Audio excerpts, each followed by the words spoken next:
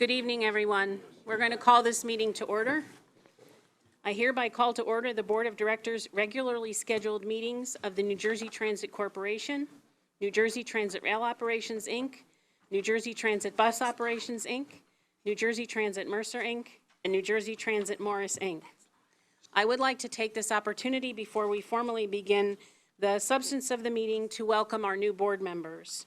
First, former State Senator Bob Gordon, who currently serves as a commissioner of New Jersey's Board of Public Utilities and has been a tireless advocate for the improvement of New Jersey Transit Corporation.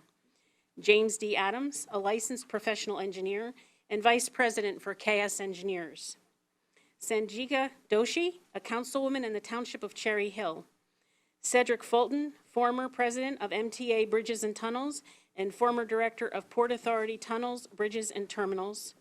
Richard Morocco, the recording secretary and general counsel of the Hotel Trades Council, and David Rasmussen, a New Jersey Transit train conductor who serves as legislative representative and delegate for Smart Transportation Division Local 60. We are grateful to have you on the board. And at this time, I would offer to the board members, anyone who wants to make a statement, but knowing that Senator Gordon has a statement for us, we're going to allow first. Push the little metal piece, it'll turn red. Okay, thank you. Good evening, everyone. I'm honored to be here and grateful to Governor Murphy for the opportunity to make a contribution as part of this newly reconstituted board.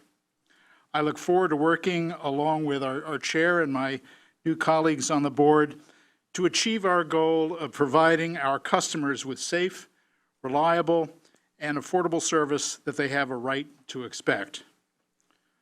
More than 1 year ago, on December 20th, 2018, at the Summit Rail Station, I stood beside Governor Murphy when he signed Senate Bill 630, the legislation that restructured the Board of New Jersey Transit.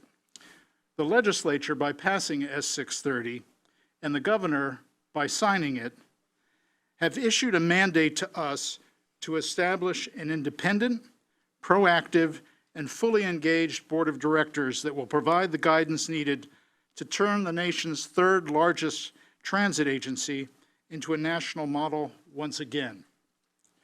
Just as a corporate board is responsible to its shareholders, we are responsible to our shareholders, New Jersey Transit's customers, and the taxpayers of the state of New Jersey.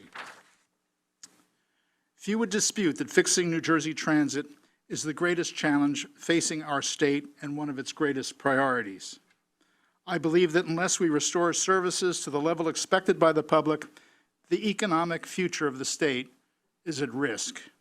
At some point, given the impact of commuting on quality of life, people will leave the state or decide not to move here. Similarly, if businesses decide that employee commuting is not reliable enough, they will depart or choose to locate elsewhere. We have no other alternative than to go forward. In closing, I need to make a note about a new development.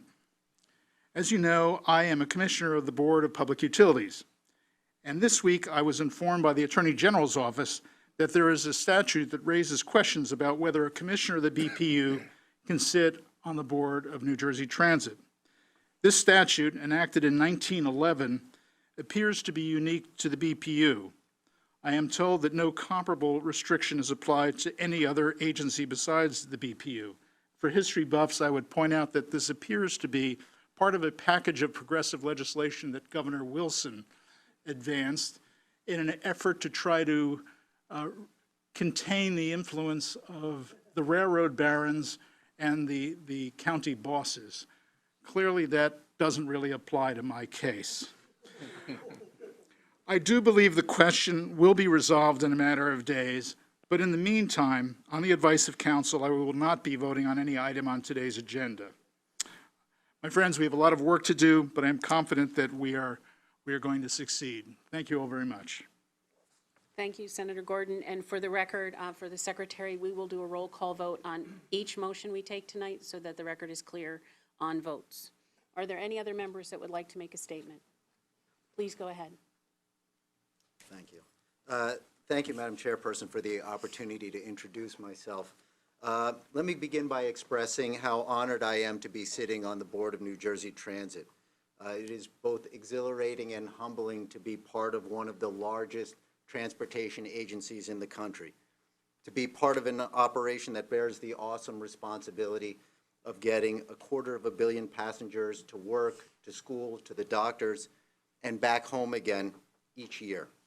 And to be part of a team of over 10,000 dedicated staff members that keeps New Jersey Transit moving almost 1 million passengers each and every weekday. I look forward to working with this team to take on the very serious challenges facing New Jersey Transit. As a regular rider and as a labor leader that represents thousands of New Jersey residents who rely on public transportation to get to and from work, I understand in an acute way the importance of access to safe, reliable, and affordable public transportation. I understand that a late train or bus can cost someone their livelihood, and that lack of access to transportation can slam the door shut on both work and educational opportunities. I won't pretend to have a silver bullet that will magically fix all the problems that New Jersey Transit is facing. I will, however, promise to work tirelessly to help continue to improve New Jersey Transit and make it something we can all be proud of. Thank you very much, and I look forward to working with all of you. Thank you so much. Is there any other board member? Mr. Adams? Thank you, Madam Chairperson, for allowing me this brief time to introduce myself. I, again, like my two colleagues, are both humbled and honored to be able to serve on the New Jersey Transit Board at this critical time in their history. I look forward to working with my fellow board members, the excellent staff at New Jersey Transit, and also the legislators, senators, and congressmen involved in the process, and also, most importantly, the New Jersey Transit family. I look forward to helping New Jersey Transit reach its core mission of providing safe, reliable, convenient, and cost-effective service to our many customers throughout the state and the region. Thank you. Ms. Doshi? Thank you for the time. I would also say I'd like to thank Governor Murphy. Deanie? Thank you. I'd also like to thank Governor Murphy and State Senate President Steve Sweeney for recommending me for this position, and I look forward to working with all of you.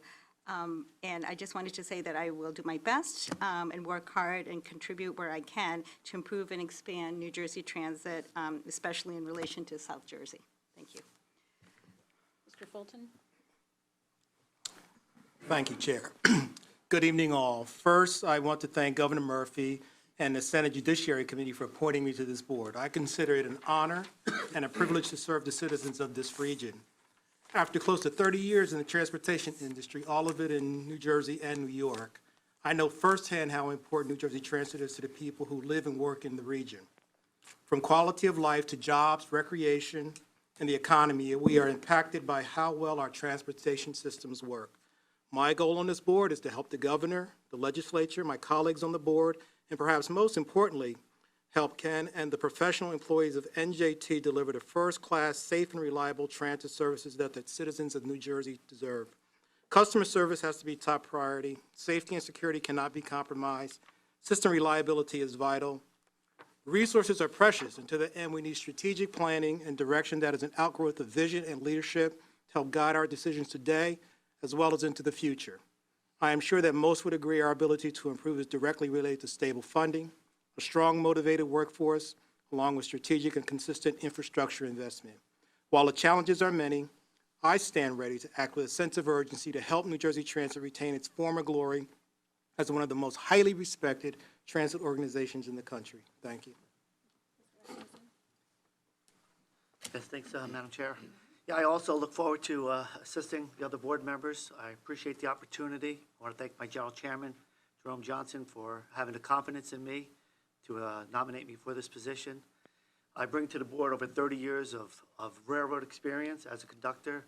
I think that my firsthand experience and my knowledge on the ground with the men and women that I work with will serve this board well. So I appreciate the opportunity. I look forward to our challenges. Well, I can say for Deanie, Edmund, and I, we're very happy to not be the only three people sitting up here anymore. That was a criticism we often received without any ability to control it. So we're certainly happy to have all of you here. The breadth and depth of experience and years of service to not only government and the private sector and labor but just as New Jerseyans, I think speaks volumes to what this board will be able to do. I do, though, have to say, I promised Joyce that this didn't mean she got 13 new bosses. So we will be very, when I first got here, there was much to say about making sure Joyce was okay by our good friends and visitors that come to visit us regularly. So I want to make sure you all know that we are not giving Joyce 13 new bosses, okay? So it's all good on that front. That's right, you can applaud Joyce anytime you want. And we also promise we won't do this in the beginning of every meeting so that we can get to the business at hand. So with that, Joyce, we have the public safety announcement? Yes, next is a public safety announcement. Safety Officer Mark Geisler will deliver the public safety announcement. Good evening. At New Jersey Transit, your safety is our highest priority. Please listen to these safety instructions in case of an emergency. In an emergency, announcements will be made over the loudspeaker by a uniformed police officer. The primary exit for this location is the stairwell located in the lobby adjacent to the elevators. There is a second staircase through that door. The New Jersey Transit Police will call for additional assistance, administer CPR, and use a defibrillator located near the elevator if necessary. Fire extinguishers are located in the front and back of this room. Please be guided by the directions of New Jersey Transit Police and staff. Thank you and have a safe day. Thank you.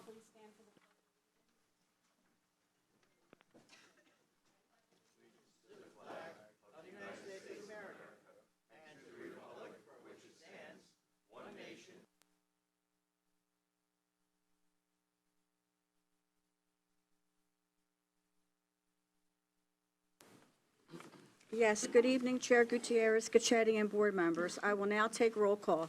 Board Member Adams, Present.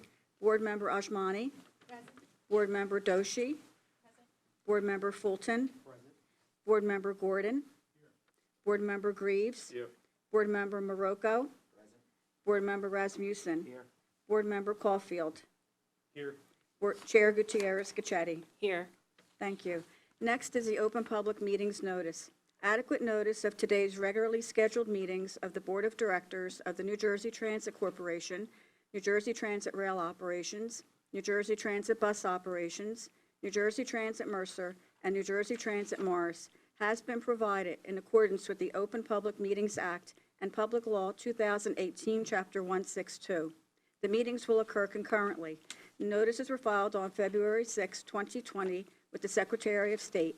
These notices were sent to newspapers of general distribution, posted in the main entrance of New Jersey Transit Headquarters, published on the corporation's website, and sent each individual, agency, and organization that requested such notice. The meetings are viewable on the corporation's website in real time and will be video recorded, archived, and made available to the public. Minutes will also be archived and published on the website. Thank you.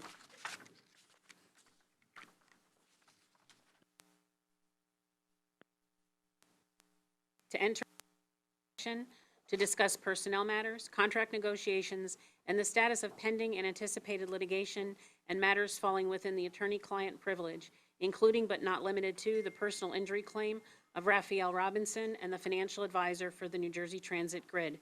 May I have a motion to enter into executive session? So moved. May I have a second?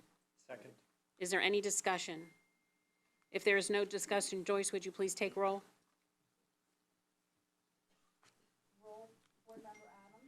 Here.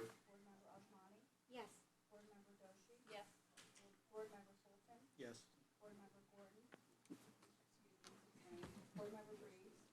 Yes. Board Member Marocco, Yes. Board Member Caulfield. Chair Gutierrez, Cacchetti. Yes. Motion carried. We shall return momentarily. I hereby reconvene the open session board meetings. Board Secretary, please take roll call. Roll call. Board Member Adams, Present. Board Member Ajmani. Here. Board Member Caulfield. Here. Board Member Doshi. Here. Board Member Fulton. Here. Board Member Gordon. Here. Board Member Greaves. Here. Board Member Marocco. Here. Board Member Rasmussen. Here.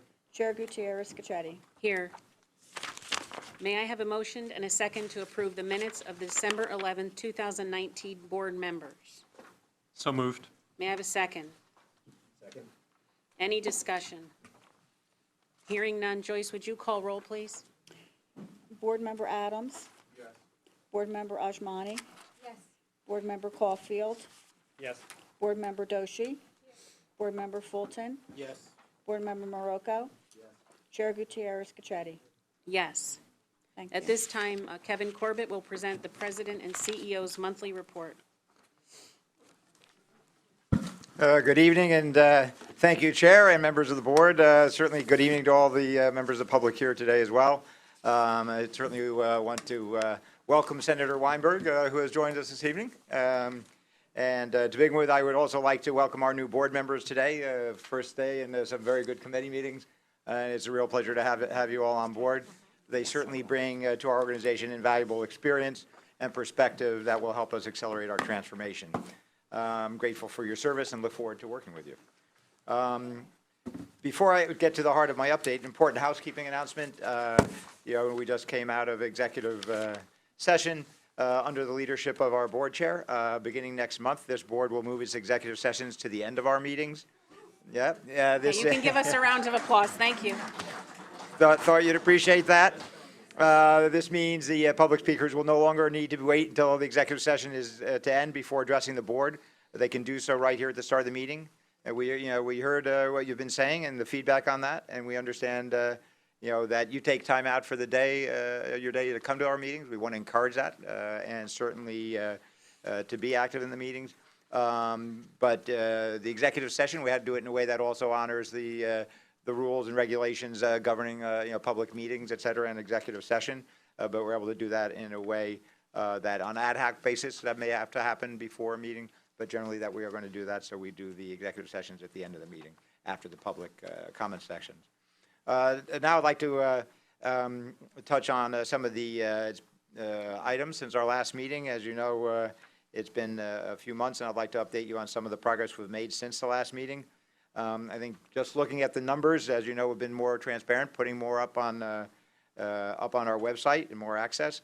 And I think it's clear that despite that, there's still much work to be done. New Jersey Transit is indeed turning the corner. Start first on the bus report.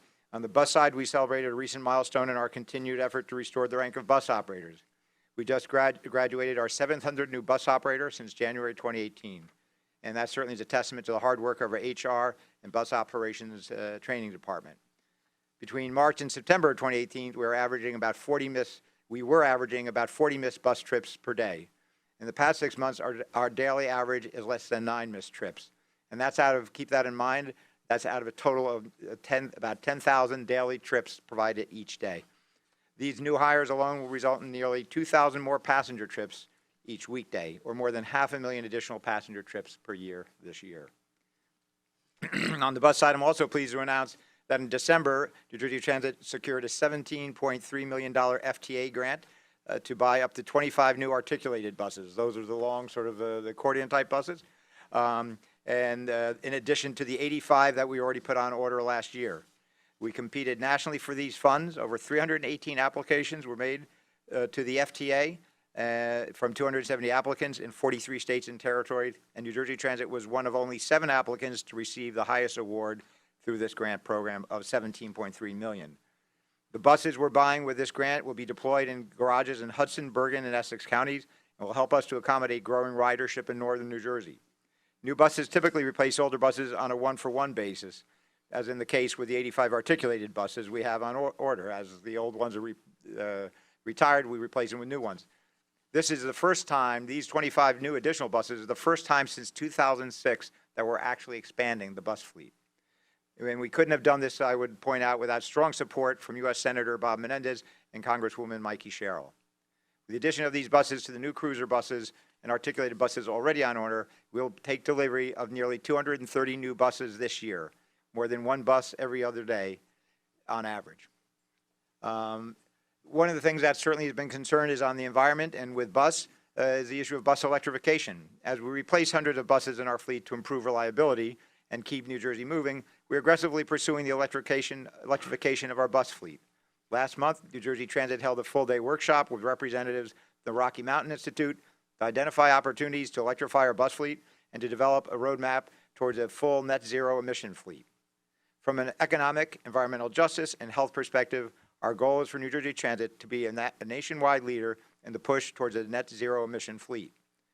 We're also moving forward with an electric bus demonstration project in Camden, New Jersey, beginning in mid-2021. It will consist of 8 electric buses and will allow us to study the benefits and challenges of this alternate energy source in real-world scenarios. On the rail side, train cancellations were down 35% last year compared to 2018. Rail on-time performance last month jumped 3.7% to 92.9% up from January 2019. These statistics and many more for rail, bus, light rail, and Access Link are now available for everyone to be seen on our new online performance dashboard, providing an unprecedented level of transparency and accountability at New Jersey Transit. This information can be found at njtransit.com/performance. On the rail side, we also have 17 new dual-mode locomotives on order that we'll be taking delivery of later this year. This will allow us to replace decade-old locomotives to significantly improve our reliability. We'll also be able to replace the 40-plus-year-old Aero 3 cars, the one you've often heard me say, the ones that have the bouncy seats that my kids used to love. But they are, as I say, over 40 years old, with the purchase of our 113 new multi-level rail cars that will begin arriving in 2023. Again, significantly improving mechanical reliability and increasing the mean distance between repairs, or as they say, mean distance between failure in the industry, which will allow for more reliability for our customers. Meanwhile, we've also hired more than 300 engineers and conductors since February 2018. Indeed, just a few weeks ago, I joined Governor Murphy to celebrate 7 additional trainees who are now joining our ranks of locomotive engineers. During the 2-year period between 2019 and 2020, we will graduate 7 classes of locomotive engineers, the same number of classes that graduated in the previous 5 years combined. There's been a question update on our positive train control efforts. In December of 2018, we met what was virtually everyone thought an impossible, federally required positive train control, TTC, milestone. After 8 years, PTC was just 12% completed towards a December 31st, 2018 deadline when I arrived in February 2018. In just 10 months, against all odds, we went from 12% complete to 100% completion and met that 2018 deadline. After meeting that milestone, I was confident if we could do that, this agency, we could do anything, and I believe that is still true today. And that goes for the ultimate December 2020 deadline for the full PTC certification and implementation system-wide. We had our contractor, as some may recall, at our October board meeting, Parsons, where they talked about the current status of the project and some of the software issues they were experiencing at the time. I am pleased to report that those issues appear to have been resolved, and we have expanded our field functionality testing to the additional rail lines beyond the Morristown branch of the M&E. We've submitted our request to the FRA to enter Revenue Service Demonstration, or RSD, ahead of schedule, which means the testing can occur on trains in revenue service, meaning the passenger service where the passengers are routinely riding on. We're optimistic that we'll receive approval soon from the FRA to enter into RSD testing, which is well ahead of our projected start date. While I fully expect us to meet the deadline, to be sure it is a monumental effort that will require tremendous resources and energy behind the scenes for the rest of this year. Away from operations, I'd like to touch base on capital projects. As we work to fully install PTC through our entire network, critically important capital projects are also now advancing that had been long stalled. Many of you know we had an event with the groundbreaking at Elizabeth Station. That's a $70 million project just down on the northeast quarter, a long-stalled project that is now moving ahead and under construction. You'll see that as you go through Elizabeth Station. That was also a result of the cooperation and effort we've made in working together with Amtrak to tackle jointly a number of issues that both of us face. As you know, we don't own the Northeast Quarter. We have a right to operate on the Northeast Quarter, which is owned by Amtrak. One of the other projects there is a $246 million county yard Delco lead storage and inspection facility. That was funded by resiliency funds after Hurricane Sandy. That project was stalled, and that's for a storage yard for when there's bad weather to be able to keep the equipment so it wouldn't be flooded and damaged, as so much of our fleet was just damaged during Hurricane Sandy. That is now under construction with help from Amtrak, and that project just broke ground last month. Raritan River Bridge, some of those in the industry are probably following the procurement on Raritan River Bridge. That's a $600 million resiliency project that had long been solved as well. That now is out in bid and in process of being evaluated. And recently also the Long Slip project, Hoboken, where we had flooding. There's that long canal along the south side of Hoboken Yard. That project is awarded phase one of filling the slip itself. And that's a more than $400 million project that will have additional tracks, elevated tracks above the flood zone. So unlike in Sandy, where the yard was flooded, these will be above the floodplain to be able to get trains in there safely. Overall, in this last year, that means New Jersey Transit has committed more than $1 billion to capital projects. Speaking of capital projects, there's one I should make a note of. I am pleased to note that Monday, United States Department of Transportation issued an improved rating for the Portal North Bridge. New Jersey Transit is the lead agency for that bridge, and it puts us one step closer to replacing this unreliable bridge and reducing delays for our customers. I would like to give a special shout out to our Vice President of Capital Programs, Eric DeLeo, and his entire team for working closely with USDOT, the FTA, and Federal Railway Administration, FRA, in resubmitting a strengthened plan and helping us to get to this point. We also thank the governor for his support and financial commitment, and to USDOT, our partners at the FTA, FRA, and Amtrak, along with Senator Menendez and Booker and our entire New Jersey congressional delegation for their support of this shovel-ready project, which, thanks to our considerable efforts since 2018, is now ready to go. We're now entering into the engineering phase, which is the next step towards a full funding grant agreement and getting shovels in the ground. The project estimate is estimated at $1.7 billion, is in addition to the more than $1 billion in project I just mentioned. On a different note, I'd like to talk about service restorations and enhancements. Over the past 2 years, we've also looked for every opportunity to restore and enhance service. We restored service into and out of New York Penn Station on weekdays, on the peak period MOBO trains, and select reverse peak M&E trains. We brought back the Raritan Valley Line's off-peak one-seat ride to Penn Station, New York, which many of you knew last month, and we got some certainly shout-outs from that. We increased weekday train service at our Avondale station by more than 40%, and we're running a full schedule of weekend service there for the first time in 34 years. We increased weekday peak service on the Newark Light Rail Broad Street extension to being a predictable every 10 minutes, which has been much appreciated by our riders going between Newark Broad Street and Newark Penn, as well as to the local businesses and community. And on the bus side, we've added, extended, or provided enhanced bus service on 12 bus routes over the past 2 years. That's on the number 1, the 86, the 119, 123, 126, 128, 158, 166, 409, 412, 413, and 772 routes. In addition, in December, we permanently expanded bus service on Route 772 to American Dream. This new permanent expansion joins the 85, the 355, 356, and 703 bus routes, all of which began servicing American Dream in October of 2019. These routes will serve as integral components of American Dream's overall transportation plan as it fully opens and grows into a vital economic asset for the region.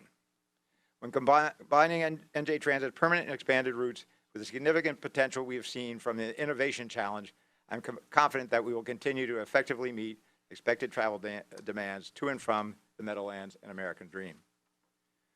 To be clear, I know we have a lot of ground to cover, but before we're delivering the service our customers fully expect and deserve, and while some challenges are in our rearview mirrors, there are still many ahead of us. Overall, however, when you consider the trajectory we're on and all the progress we've made, you consider the strong support that we've been getting from Governor Murphy and the state legislature, and you consider where we were in January 2018, including hiring more than 2,000 union and non-union employees overall, I think it is clear that we are making significant progress, and that while the best is still to come, we will get the public to that point. Other improvements I'd like to touch on have been new as we improve and add service, working day and night to behind the scenes to improve the overall customer experience as well. Nowhere is that improvement to be experienced more overdue or necessary than at Penn Station, New York. As recently as last Monday, trains were significantly delayed during the evening rush hour into and out of Penn Station, New York, while Amtrak worked to resolve significant power issues.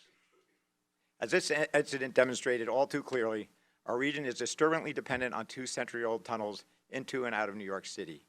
In fact, the number of trains operating into and out of New York drops by 75% when one of the tunnels is out of service, making recovery from delays much more difficult and certainly much more lengthy. Incidents like last Monday's clearly underscore the urgent need for additional tunnels, and we are attacking this problem from every angle and working with Amtrak to make that move ahead as well on the federal level. In January, we announced major improvements coming in the summer to Penn Station, New York, which will significantly benefit New Jersey Transit customers going in and out of New York. New Jersey Transit and Amtrak have started a joint project to refresh the ticket waiting area up on the upper level 8th Avenue side of the station. The expansive waiting area will be open to both Amtrak and New Jersey Transit customers when the project is complete. These improvements will reduce overcrowding the New Jersey Transit waiting area, improve pedestrian flow through the station, and generally provide a far more pleasant experience for the more than 90,000 daily NJ Transit riders using Penn Station, New York as an origin or destination. I think is yet another example of the fruits of our renewed relationship with Amtrak, which is providing long overdue improvements for our customers. To be sure, there are very significant improvements that need to be made at Penn Station, New York, and we are working with Amtrak to make sure they are delivered. But the bottom line is we need additional tunnels and working closely with Amtrak to expand the capacity of Penn Station at the track level. Would point out, the people have asked about our position. We certainly do support Governor Cuomo's recent proposal to expand Penn Station train capacity by acquiring a full city block between 30th and 31st Street, known as the 780 block, and building 8 tracks below the expanded station south of Madison Square Garden. We will be participating with Amtrak and the MTA in that regard. A couple other comments on down in South Jersey. The River Line, as you know, service is one of the most effective ways to limit statewide greenhouse gas emissions, and we're always thinking of new ways to reduce our own carbon footprint. So on the River Line, we announced that we'll be upgrading the River Line light rail vehicle engines. The new engines will significantly lessen the environmental impact of operating the line, improve fuel efficiency by nearly 10%, and bring the line into compliance with EPA emission regulations. More than 20 Tier 4 diesel engines from Cummins will replace the current Tier 1 engines. These new engines are expected to reduce NOx emissions by at least 57% and lower particulate matter by 90%. The new engines and other improvements will reduce maintenance costs, improve service reliability, increase the useful life of the River Line vehicles by a full 10 years.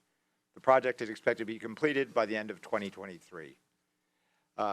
I would also like to make a quick note on the service side is the importance of our police department, which is much appreciated by many of our riders and certainly by the professionals in that field.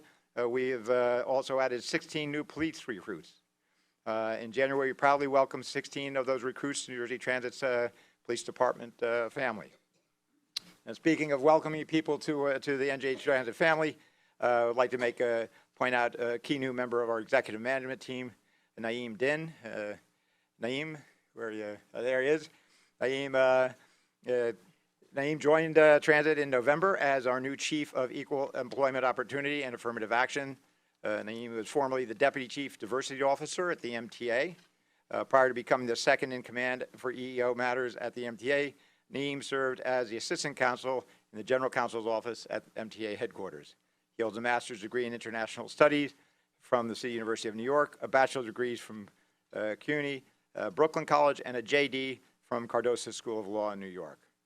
I'd like to thank Adam Felt for his service as acting chief of EEO and Satori Samuda, director for EEO and Affirmative Action, for their leadership while we conducted our search. Please join me in a round of applause to welcome Naeem to NJ Transit. All right, Naeem, now you can get back to work. Next, I'd like, though, as many of you know, at the end of my comments, is to recognize some of the extraordinary employees we have with us today. And today, I'd like to point out the 12-year NJ Transit veteran, Kareem House, who risked his life while on duty last month to rescue people trapped in a burning building. Yep. Mr. House, you want to come on up? We have a proclamation to read.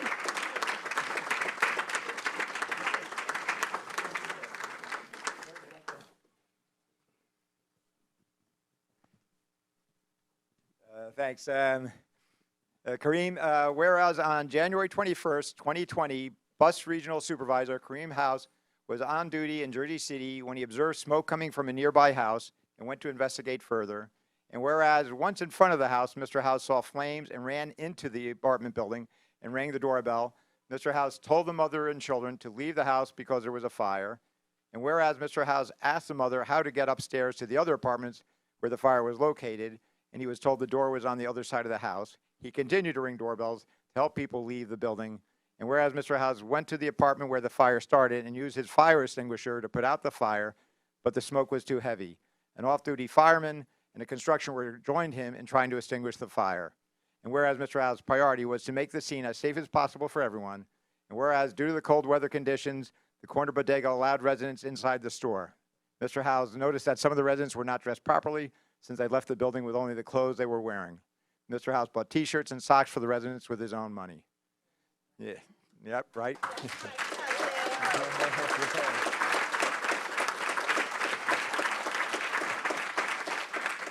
Yeah. You wish that got more coverage, right? Those kind of things for New Jersey Transit employees. But now, therefore, be it resolved, we, the Board of Directors of New Jersey Transit Corporation, President and CEO, and employees, do hereby recognize Kareem House for his bravery, heroic efforts, and generosity. Kareem? I invite the board members to come up for a photo. Board members, please come to the front. Board members, please come to the front of the room.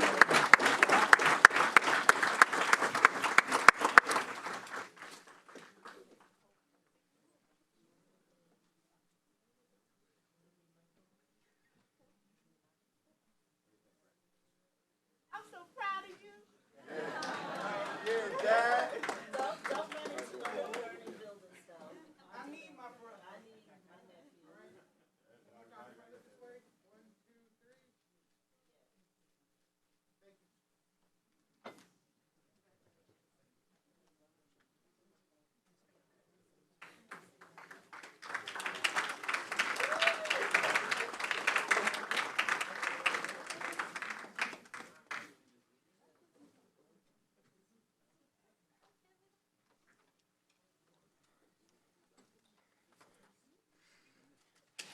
And with that, Chair, I conclude my remarks.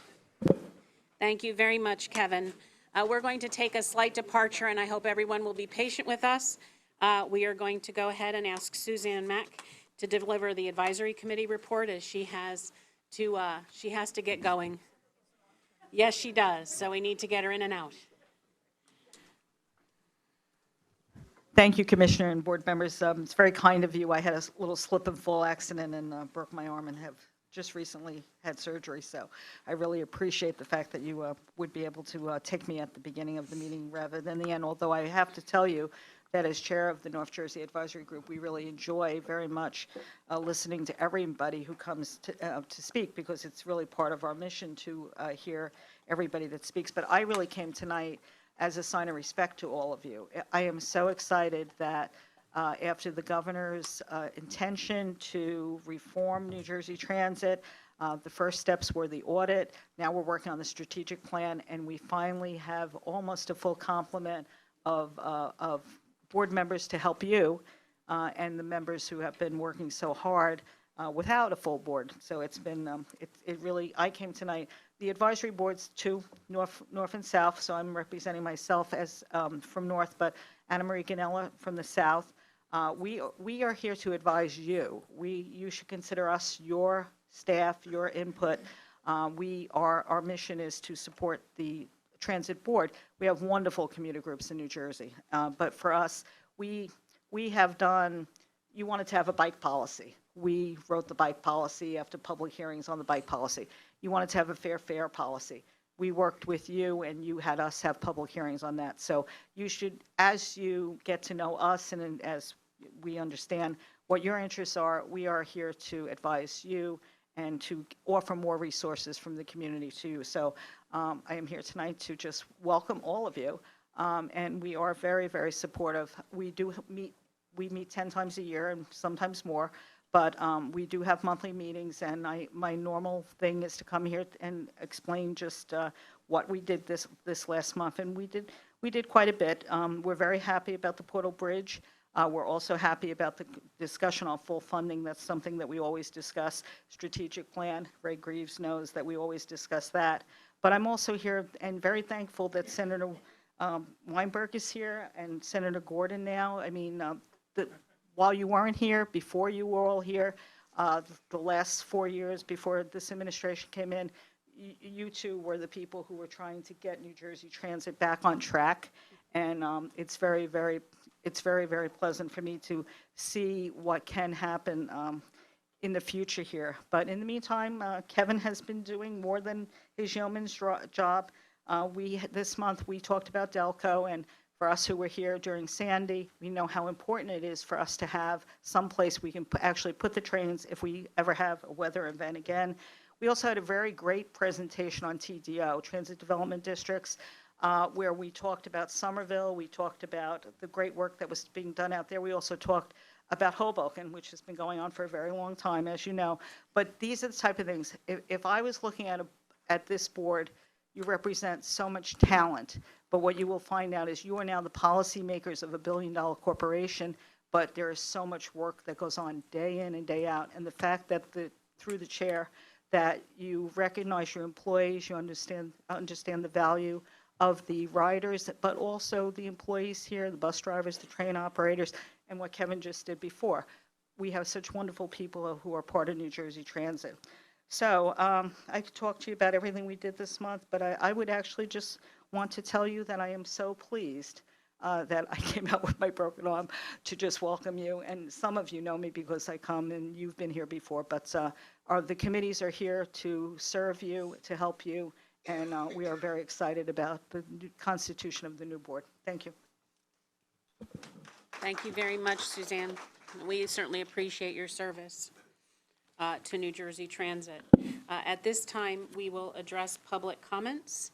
I would have to believe, Joyce, that our first speaker will be Senator Loretta Weinberg. That is correct. Senator, welcome to the podium. And thank you for your patience.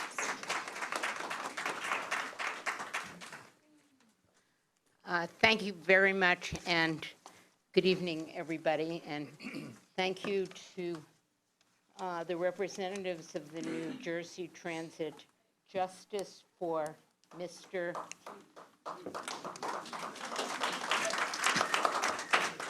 A, and thank you to the kind gentleman who, when there was a full house here from your group, who got up and gave me a seat. So with that, the member of your Northern Advisory Board kind of took a little of my thunder by welcoming an almost full board to New Jersey Transit. 3 more to go, 2 in the pipeline. I'm just figuring you have enough chairs up there, and you'll have to kind of scooch together a little more when we have that full board. But this was a long time in coming. It is an important first step. I know that the commissioner appreciates being surrounded by the kind of high-level, talented people.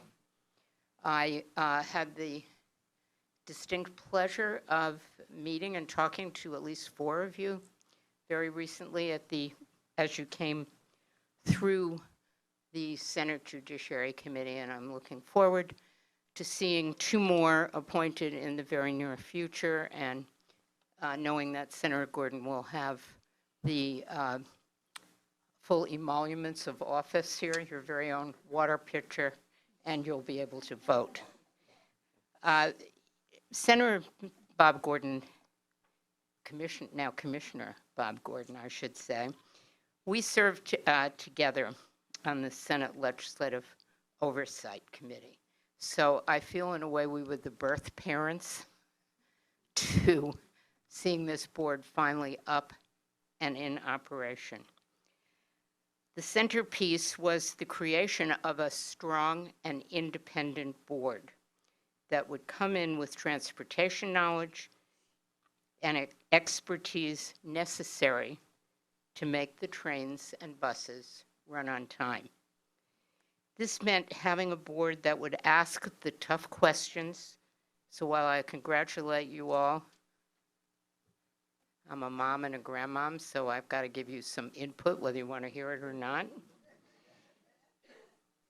And it means a board that will stand up publicly for the interests of our hundreds of thousands of commuters. That is the people you are here to represent, not each other, not the corporation, but the hundreds of thousands of people who take public transportation each and every day in New Jersey. I'm pleased to see the beginnings of this board take shape and have been very impressed by those of you who did appear before our Judiciary Committee. I'm glad to see Sangeeta Doshi join Transportation Commissioner Diane Gutierrez-Scassetti in adding some gender balance to what is now a much more diverse and inclusive board. And hopefully very soon that gender balance will be expanded somewhat. I'm disappointed that two board members that we have championed, Bob Gordon, my former colleague, and Janet Chernitz, the Tri-State Transportation Campaign's outstanding transit expert, are not yet fully serving with you. But I'm confident that Commissioner Gordon will be able to do that at the very next meeting. And I'm working hard to ensure that Janet will be here too. As board members, you face a daunting task. As the hearings and the investigation being conducted by the Senate Select Committee on New Jersey Transit seem to demonstrate all too much. But I can tell you that the leadership of the legislature is committed to providing the dedicated operating funding that New Jersey Transit needs, and to provide that funding through a constitutional amendment. We are committed to ensuring that capital funds are spent on capital so that we have money in the Transportation Trust Fund to keep our commitment to voters to extend, pardon me for a moment of parochial interest, but to extend the Hudson-Bergen light rail actually into Bergen County and to build the Gloucester-Camden light rail line. I had to add that to keep the Senate President happy. And we are committed to supporting you in your efforts to fix New Jersey Transit. We are committed. We will talk to staff, dig in the numbers, tell us what you need, and we'll fight to make sure that the resources are there. So congratulations to all of you. Get ready to scooch your chairs over a little bit, and a happy new year to each and every one of you and to all the people who are here representing the wonderful, wonderful residents of the state of New Jersey. Thank you.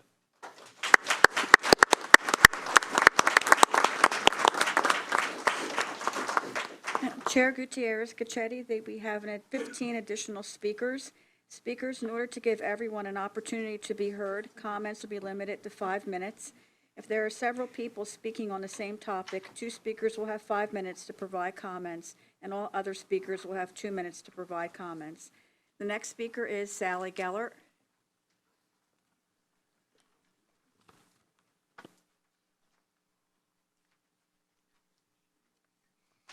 Good evening. My name is Sally Gellert. I am the the Communications Director of the Lackawanna Coalition. We welcome our new board members. We're concerned about how governance and oversight has been provided by this board, as it is exceedingly rare to hear even one dissenting vote. Except for Flora Castillo, who voted no on 2 items in 2016 and who was not reappointed to the board this year, there has not been another dissenting vote on policy issues before this board since 2003, according to records accessed through Oprah. The only other no vote was Richard Hammer's objection to a personal injury settlement in his first meeting as commissioner, We need independence, guys. The usual unanimity seems to indicate that if any real debate occurs, it happens in private before the public meeting. This makes it hard for members of the public to get a real sense of decision-making at New Jersey Transit. We are especially concerned that a number of advocates who applied to be appointed to the board were seemingly dismissed without consideration, including such well-qualified candidates as Lackawanna Coalition Chairperson David Peter Allen, Len Resto, his counterpart at the New Jersey Association of Rail Passengers, and from South Jersey, Nick Pittman and Jeff Marinoff. We also express our deep concern that not a single member of this board, now or ever to our knowledge, depends for all mobility on the transit you govern. Counties have boards of chosen freeholders. As Chairperson Allen says, you are New Jersey Transit's Board of Chosen Motorists. We campaigned vigorously for a requirement that the board include at least one transit-dependent person, but our concerns fell on deaf ears in the legislature, as former Senator Gordon and Senator Weinberg are well aware. It is imperative that everyday riders' voices be heard in the New Jersey Transit boardroom, particularly when it seems that decisions are simply ratified here. I cannot remember a single instance of actual discussion of an item between the public comment and the vote. Are we wasting our time by showing up? Given that there are others also here by choice and not obligation, we once again ask, where are our trains? In his response to the state auditor's report, Mr. Corbett states that by summer 2020, you will have the staff to operate, quote, the current schedule. However, that is not the full schedule that we expect. When trains were canceled in 2018, we were told that they would be back in early 2019. We are still waiting, and just ending the sporadic cancellations, while appreciated, even by the summer, is not sufficient. Regarding the auditor's report, we are concerned that by the last modifications to the 2 PTC contracts during the period reviewed in August 2019, this project was 30% over budget, and the deadline was made only on a technicality, with a further extension needed. Yes, great strides were made here in a short period of time. Yes, the Christie administration pretty much ignored the PTC mandate. However, the auditor still expresses concern that yet another deadline could be missed. I'm glad for Mr. Corbett's confidence. I hope you're right. We note that the Portal North project received a passing score from the FTA on a key funding test, despite some questionable numbers. We request that the currently missing 21st AM peak hour New York Penn train that was removed in January 2018 perhaps be assigned to the M&E when it returns. This train's temporary discontinuance, quote unquote, allowed New Jersey Transit to cheat its way into qualifying for an $811 million grant. In a recent article in Railway Age, David Peter Allen reported that Tony Kosha, chairperson of Amtrak's board of directors and vice chair of the Gateway Board, has stated that the Hudson tunnels might not last the 9 or 10 years that would be needed to build the still unfunded Gateway project's new tunnels. If Mr. Kosha can't be sure, we certainly cannot. So it may be that the only viable solution is the method used in the Canarsie tunnels. This may be the only alternative we have left, and we reiterate our request that this method be evaluated before an expensive construction project is begun. Governor Cuomo is calling for Penn South. You're supporting it, with or without Gateway. Yet that ignores the fact that it really does not improve New Jersey Transit access at all. Why are we sitting by and not questioning that project? We must double down on the message that repairs are needed first before any grandiose construction project. We are pleased to announce that the Lackawanna Coalition's cooperation with RUN, the Rail Users Network, railusers.net, the New Jersey Transportation Planning Association, and New Jersey Transit to bring RUN's national conference to Newark on May 15th, specifically to the NJTPA building. We'll have more information on that next month. Thank you. Welcome all. Thank you. The next speaker is Bruce Bergen.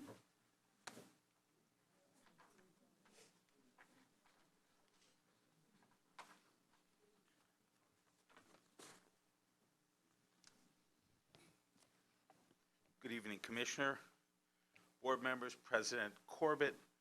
My name is Bruce Bergen, and I'm chairman of the Raritan Valley Rail Coalition. For the new members, we were established in 1998. We're a bipartisan group. We spread across 4 counties: Union County, Somerset County, Hunterdon County, and Middlesex County, covering 23 municipalities that are served by our line. We have about 23,000 daily riders and 1.7 million residents within the area served by the Raritan Valley line. Our goal for the last 22 years has been to establish one-seat ride, that is direct service from the Raritan Valley line into Manhattan, as all the other transit lines have. We see it as a matter of equity and fairness. We're very pleased to see the new board members. It's nice to look out and see faces. The December meeting was particularly absent of faces, so it's certainly a big change, and it's wonderful. And I look forward to having the opportunity over the next several months to educating you more about the issues along the Raritan Valley line.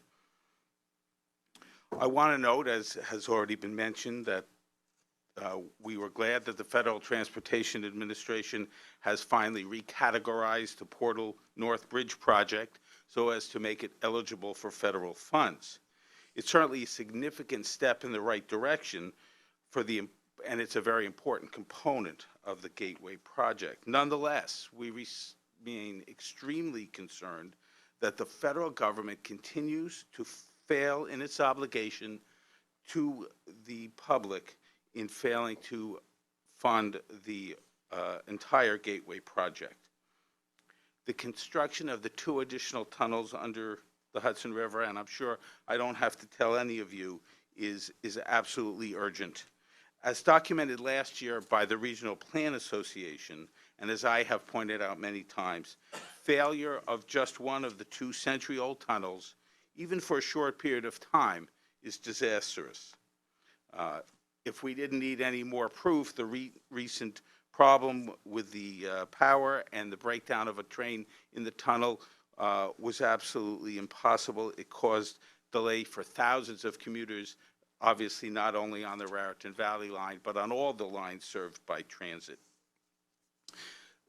Speaking about a couple of issues that Raritan Valley line has raised over the months, one concerns same platform transfer in Newark Penn Station, so that our riders, even if they don't have a one-seat ride from the line into New York, don't have to change tracks in Newark, which entails running down the stairs, across the station, up the stairs, and hoping you get your connection, because if you miss it, then maybe you're waiting, if you're headed home at night, for another hour until the next train. I would like to renew my request for some statistics on how many trains within a month, a week, however it's easy to do the statistics, actually have one seat, have the same platform transfer, so we can at least see how many of our riders are having that advantage and maybe a way to improve on that. Finally, our ultimate goal, trying to expand the one-seat ride, I was wondering if there's any update on the status of the study that's mandated by S 3574, which was signed into law by Governor Murphy on January 13th. For those of you unfamiliar with the bill, that requires that this organization complete a feasibility study within 6 months concerning how to institute rush hour one-seat ride service along the Raritan Valley line. We very much look forward to that report, which presumably will provide us with a roadmap, if you will, to ultimately get our goal of one-seat ride. Thank you very much. I look forward to speaking to you in the coming months. Thank you. The next speaker is Norm Suteria.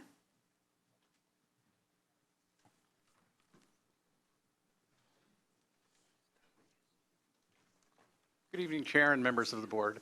My name is Norm Suteria. I'm a commuter in Bloomfield, and I utilize the Watsessing train station daily for my daily commute into and out of Manhattan.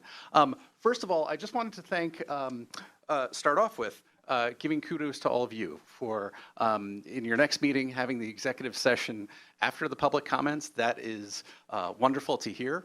And it's very exciting. I'm sure everybody here, for those that can't see the video, there are probably about 125 people here, and many of them are public speakers taking their time out to be here. The second kudo that I would like to give to Stuart Mader. I contacted him back at the end of 2019. This is going to sound really pedestrian, but Watsessing didn't have bike racks. We still don't have bike racks, but they're slated to be installed in the spring. And that is very, very exciting to to have an email and then meet with Stuart at the beginning of December, and then to have the commitment from the operations side, plan out and map out bike racks. Small, little tiny detail, but it's very, very helpful for those of us who want an integrated end-to-end last mile transportation. So with that, and I'm glad that the words equity and fairness were spoken about earlier, because there's one of the pieces of the strategic plan might be to examine transit inequities in the state of New Jersey as they apply to New Jersey Transit. By way of example, the 2 late-night trains, Monday through Friday, that depart Montclair State University, they do not stop at Watsessing. And I found that out when I had a friend over for dinner, go to put her on the 9:30 train, it was canceled. We needed to go on the 72 bus to Newark Penn Station and get her on a train there. It was minor in the whole scope of things, but it's something where those late-night trains stop at every 80% of stops in Montclair and only 50% of the stops in Bloomfield. So just a little gap, we dealt with it, but it's something that would be very, very important to address. And then finally, the President and CEO, Corbett, you were talking about accelerating transformation. I think that one of the things that New Jersey Transit overall could look at this year, interoperability and empowerment. Interoperability. When a train line goes down, how many of you in the audience, by show of hands, have experienced a canceled train? Okay. How many of you have bus lines that run near those canceled trains? Okay, some. But essentially, when a train line goes down, there's a layer of transportation in terms of the buses that run nearby. What's the communication between the train side, train operations, and bus operations? So getting back to that example, that Friday night example. The train was canceled. We walk to the 72 bus.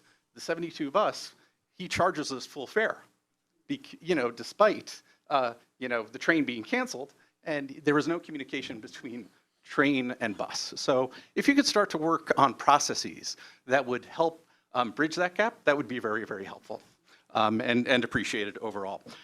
Speaking to Monday's issues, I was on Facebook, there's a group, and somebody mentioned, Norm, could you mention that they only cross-honored path at 33rd Street and not World Trade Center Hoboken, World Trade Center Station.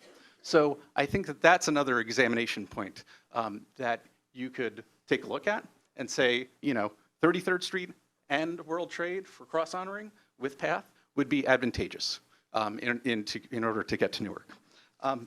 And that's that. And then the last thing, you have a wonderful relationship with Amtrak. That's good news to hear. The question is, where am I on the platform? If there's an emergency, or if you're looking to find out where you are on the platform, it's tough. It would be tough to describe to somebody without sort of scrounging around. They have locations. They have location A, B, C, D, E on the New York Penn platforms, but it takes a little while to search for them. I would lean on the board and request that Amtrak do a better job of labeling location A, B, C, D, E in this blue sky condition, so that during emergencies, we don't have to go searching for those labels when we are on the phone with a police dispatcher, somebody like that. Thank you. Thank you. The next speaker is Alan Kratz.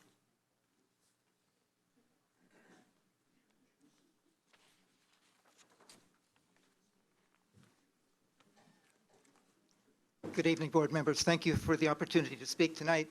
3 months ago, I'm Alan Kratz from Hoboken, and 3 months ago I was here talking about the records building and the opportunity to, as I said at that point, perhaps use it as an opportunity for flood risk reduction. I say that because I am, after leaving the real estate department here and working here 15 years, I began a business helping communities find funding for flood risk reduction infrastructure. And 3 months ago, now 3 changed circumstances that changed what I was thinking back then from probably a good idea to even more likely a good idea. Those three circumstances are these. I've been doing a lot of work in New Jersey, Massachusetts, Maine, New Hampshire, Vermont, Rhode Island, Connecticut, talking with public officials, the DEP commissioners in Massachusetts and also in Maine, the DOT commissioner in Maine, talking about funding in innovative ways our transportation and our historic structures. So the records building is really a good example of what we could do. The changed circumstances are that not only are we hearing from public officials that more funding is available, the second changed circumstance is that you have now begun the Section 106 process because, as you know, the plan to demolish this, which is a structurally compromised building, requires a Section 106 alternatives analysis. The good news about that is that the analysis, which now has 5 alternatives, I believe can be complemented with a 6th alternative. And I understand that that, in fact, thanks to your team, is going to be one of those opportunities. That changed circumstance is that the North Hudson Sewage Authority is facing a June 1 deadline to come up with what the DEP calls a long-term plan for creating in southern Hoboken, which is very flood-prone, a combined sewer outflow storage structure. That's a mouthful, but it's really an opportunity for you as New Jersey Transit to take advantage of a wonderful confluence of situations. The North Hudson Sewage Authority is now considering across the street from the records building purchasing a private parking lot for an underground storage facility to relieve the combined sewer overflow situation. My idea is for you to convey the records building. It's an excess piece of property. It's deteriorated. It's no longer of any transportation use. Transfer that to the North Hudson Sewage Authority, which then, as a new owner, converts the building into a facility that will hold 750,000 gallons of excess rainwater during heavy rain conditions and heavy snow melt conditions. The advantage of this is that as the new owner, the Sewage Authority then can apply for up to $2.5 million from the New Jersey Historic Trust to rehabilitate the building. One of your analyses in your alternatives analysis say that stabilizing and preserving the exterior of the building could be $2.8 million. Well, the good news is that the North Hudson Sewage Authority also has to come up with a match, a dollar-for-dollar match, $2.5 million, which I believe, on the basis of my expertise looking at funding opportunities across the state, could come from the Sewage Authority itself. It avoids the cost of purchasing this property across the street from your building. It also comes from the Hudson County Open Space Historic Preservation and Recreation Trust Fund, the Hoboken Open Space and Historic Trust Fund, the DEP, the New Jersey Water Bank, the New Jersey Transportation Infrastructure Trust, the New Jersey Clean Water State Revolving Loan Fund, FEMA, Community Development Block Grant, and also private, nonprofit, philanthropic funding from an organization that would really like to see innovative design. So this is my pitch that you seriously consider this. I'm very grateful that this is going to be included in your Section 106 review so that we can move ahead. I think there's some real viability to this. I was in Rhode Island this morning talking with people from the Rhode Island Infrastructure Trust. They're doing many good things up there, and I think we're also doing the same in Trenton to really look at new ways of using old buildings in an innovative way that advance climate adaptation. So again, I appreciate the work that you're doing, and I hope that this gets serious consideration. And I look forward to working with you, and I can recommend some additional funding sources, and I'd be glad to work with your staff to advance that effort. Thank you very much. Thank you. The next speaker is Bill Barron.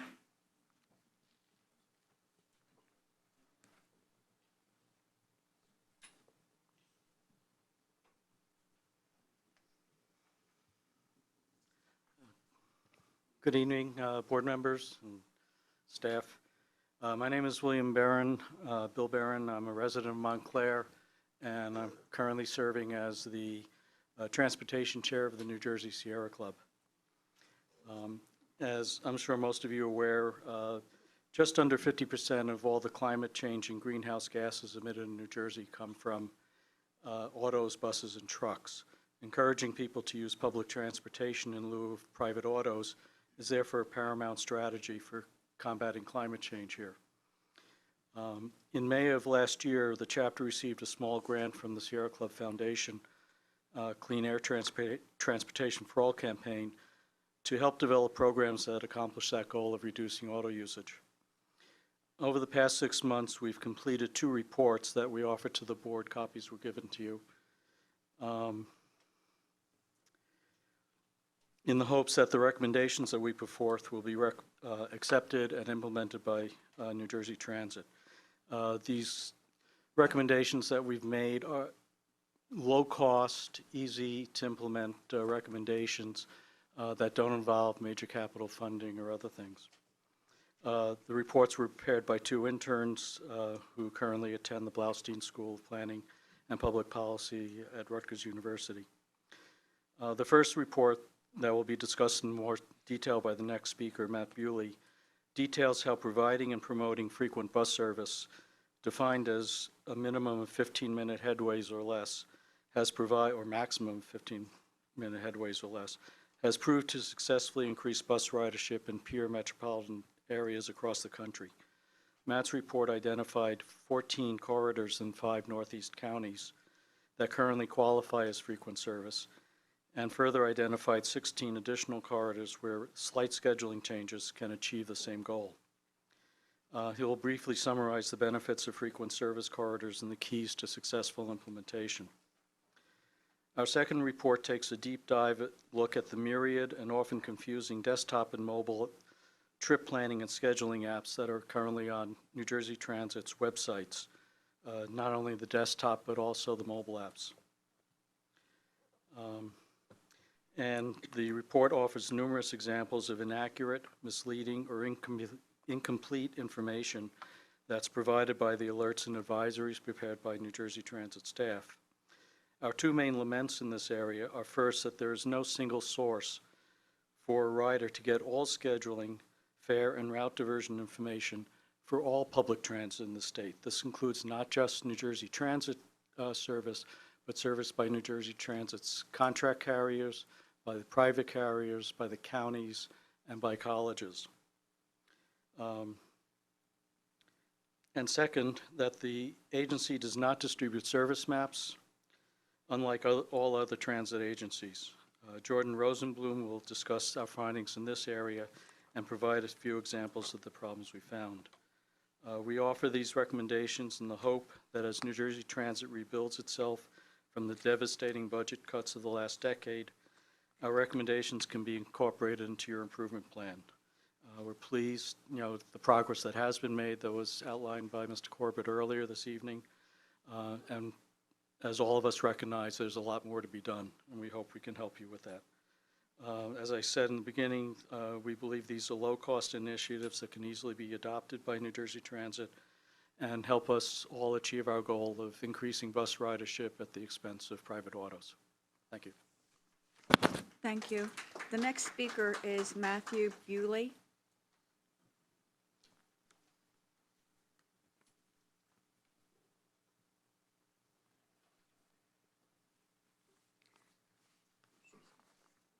Hi. Good evening. I'm Matt Bewley, one of the authors of the report Bill Barron just introduced. I'm here to briefly discuss the report's findings. It's this report. Public transit agencies around the country and around the world have made frequent bus service a cornerstone of their efforts to attract riders and to fight climate change. These include ambitious wholesale network redesigns, like the one that Houston Metro launched in 2015 and the one that New York's MTA is undertaking right now. But they also include more piecemeal efforts to expand, brand, and promote frequent bus service. With these efforts, agencies hope to get people out of cars and onto buses, and their approach has been borne out by significant ridership increases in many cases. In the report, New Jersey Sierra Club recommends that New Jersey Transit join these agencies. Northeastern New Jersey, the report's study area, has the advantage of high population and job density, and an already considerable network of frequent local bus service provided by New Jersey Transit and, as Bill noted, several private carriers. Out of roughly 60 candidate corridors, we found 14 that provide service frequent enough to meet a common benchmark for frequency, a bus every 15 minutes between 6 a.m. and 8 p.m. on weekdays.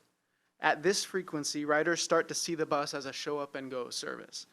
You don't have to plan your trip or your whole day around a timetable because you know that if you just missed a bus, one will be coming along very soon. New Jersey Sierra Club believes that with little effort and cost, New Jersey Transit could promote these corridors as a coherent, frequent service network. Around pages 45 to 48, you can see some specific recommendations for doing that, drawing on the practices of other agencies. They include branding the frequent service network as such, producing maps, timetables, rider guides, and other materials, some of which New Jersey Transit already produces in some form, producing these materials to explain the network to riders, engaging communities that will benefit from the network around northeastern New Jersey, and adapting the agency's app and web page to emphasize the frequent service network. Some more detailed recommendations about the app and web page are discussed in a report that Jordan Rosenblum will be discussing just after me. In short, telling riders that the network exists and showing them where it can take them will be key to its success. More ambitiously, New Jersey Transit could easily expand the reach of frequent service with coordinated timetables and targeted service increases. We identified 16 corridors as good candidates for addition to the existing frequent service network. This would not only broaden the network where it exists in Hudson, Essex, and Union counties, but would also bring frequent weekday bus service to Bergen and Passaic counties. And in every county, this potential network would benefit environmental justice communities with high poverty rates and low household car ownership rates. The 74 and the 190, for example, already provide 10 to 20-minute service between Passaic and Patterson during the day. By coordinating the schedules of these routes, I lost my place, 15-minute service could be easily achieved. Rapidly growing parts of Hudson County would also be added to the network. Along JFK Boulevard between Bayonne and Jersey City, the 119 could fill midday gaps in the 10's already quite frequent service to provide truly all-day frequent bus service. And the story is similar for the 14 other potentially frequent corridors that we identified in Newark, Elizabeth, Montclair, Hoboken, Fort Lee, and many places in between. In addition, to make sure that what's promoted as frequent service actually feels that way to riders, New Jersey Sierra Club makes several operational recommendations. These start on page 53. For example, bus priority lanes can be implemented quickly and at low cost, as Boston's MBTA has shown with its pop-up bus lanes. Other measures like traffic signal priority, off-board fare payment, and all-door boarding would all help buses run faster, making the network more efficient for operators and more convenient for riders. Finally, New Jersey Sierra Club recommends expanding study of New Jersey's bus network to other parts of the state and to other times of the day and week. To be truly comprehensive, frequent bus service should be as accessible in Camden and New Brunswick as it is in Elizabeth and Jersey City. And because people don't stop living and working at night and on the weekends, frequent bus service shouldn't either. Moreover, the corridors in the report are highlighted as the simplest and most cost-effective options for expanding frequent service in the study area. A more comprehensive study, like the ones the MTA and SEPTA have started as part of their network redesigns, might find many other good candidates that would take some more effort to implement. New Jersey Transit already moves thousands of people around northeastern New Jersey every day.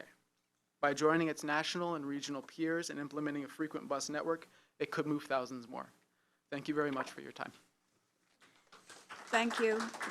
The next speaker is Jordan Rosenblum.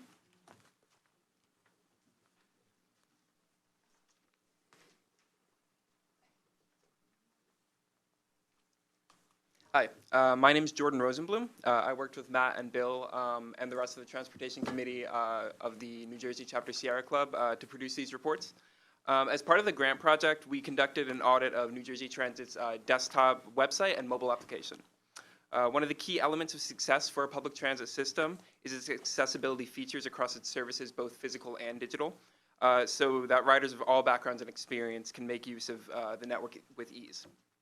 While we applaud the recent changes to New Jersey Transit's website, namely its homepage redesign that brings system status, trip planner, departure vision, and MyBus Now to the forefront, many other aspects of these digital services are at best lackluster and at worst buggy or limited in function. A severe hurdle to user accessibility is the lack of a single source for riders to get all scheduling, fare, and route disruption information in one place. For both New Jersey Transit operated and private or contracted carriers, including service provided by counties and colleges. The website system of service alerts and travel advisories is inconsistent, lacking distinction in terms of what events fall under each category. When such an alert or advisory is in place, it is not reflected in the results of the trip planner function. Not only should this be the case, but a user should also be prevented with alternatives so that these lapses in service can be accommodated. There are also instances where different paths throughout the website lead to similar resources, but they're not identical, and these resources are not always properly updated. A key example of this is seen under the Bus Services tab when choosing View Advisory versus viewing additional information. The View Advisory resource never gives travel alerts, and if there's more than one service advisory in place, it only gives one advisory. And the additional information resource just gives you an index of all the alerts and advisories for a route, even if the time for that alert or advisory has since passed. In addition to the poor user experience when referencing alerts and advisories, we found multiple instances throughout our study where their contents were just inaccurate.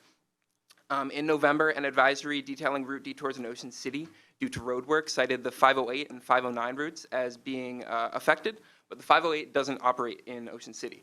The 507 does. That same advisory also lists Evert Avenue as one of the roads being repaired. Evert Avenue does not exist. In December, a travel alert detailed delays to bus route 66 due to an accident, but that alert lacks the direction of travel affected and the trip branch identifier. These errors and oversights significantly impact the credibility and reliability of New Jersey Transit service alerts and advisories. In terms of content, we believe that New Jersey Transit should provide a wider range of digital map data when it comes to its public transportation carriers, regardless of mode or operator. While the bus system depends on both New Jersey Transit-operated and privately operated carriers, the latter is not incorporated into trip planner results. As a statewide transportation agency, New Jersey Transit has a responsibility to provide this information.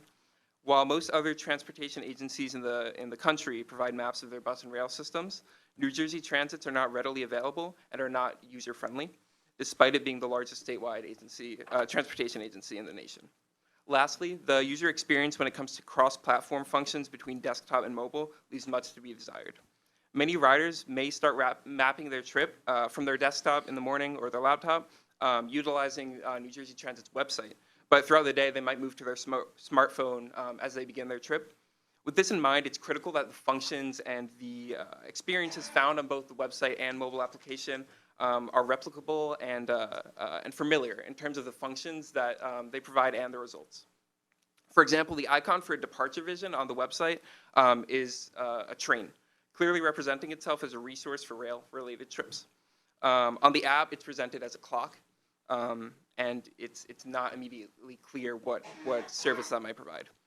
Not only is this app icon insufficient in terms of design language and philosophy, when compared to its desktop counterpart, it's needlessly inconsistent and can cause confusion.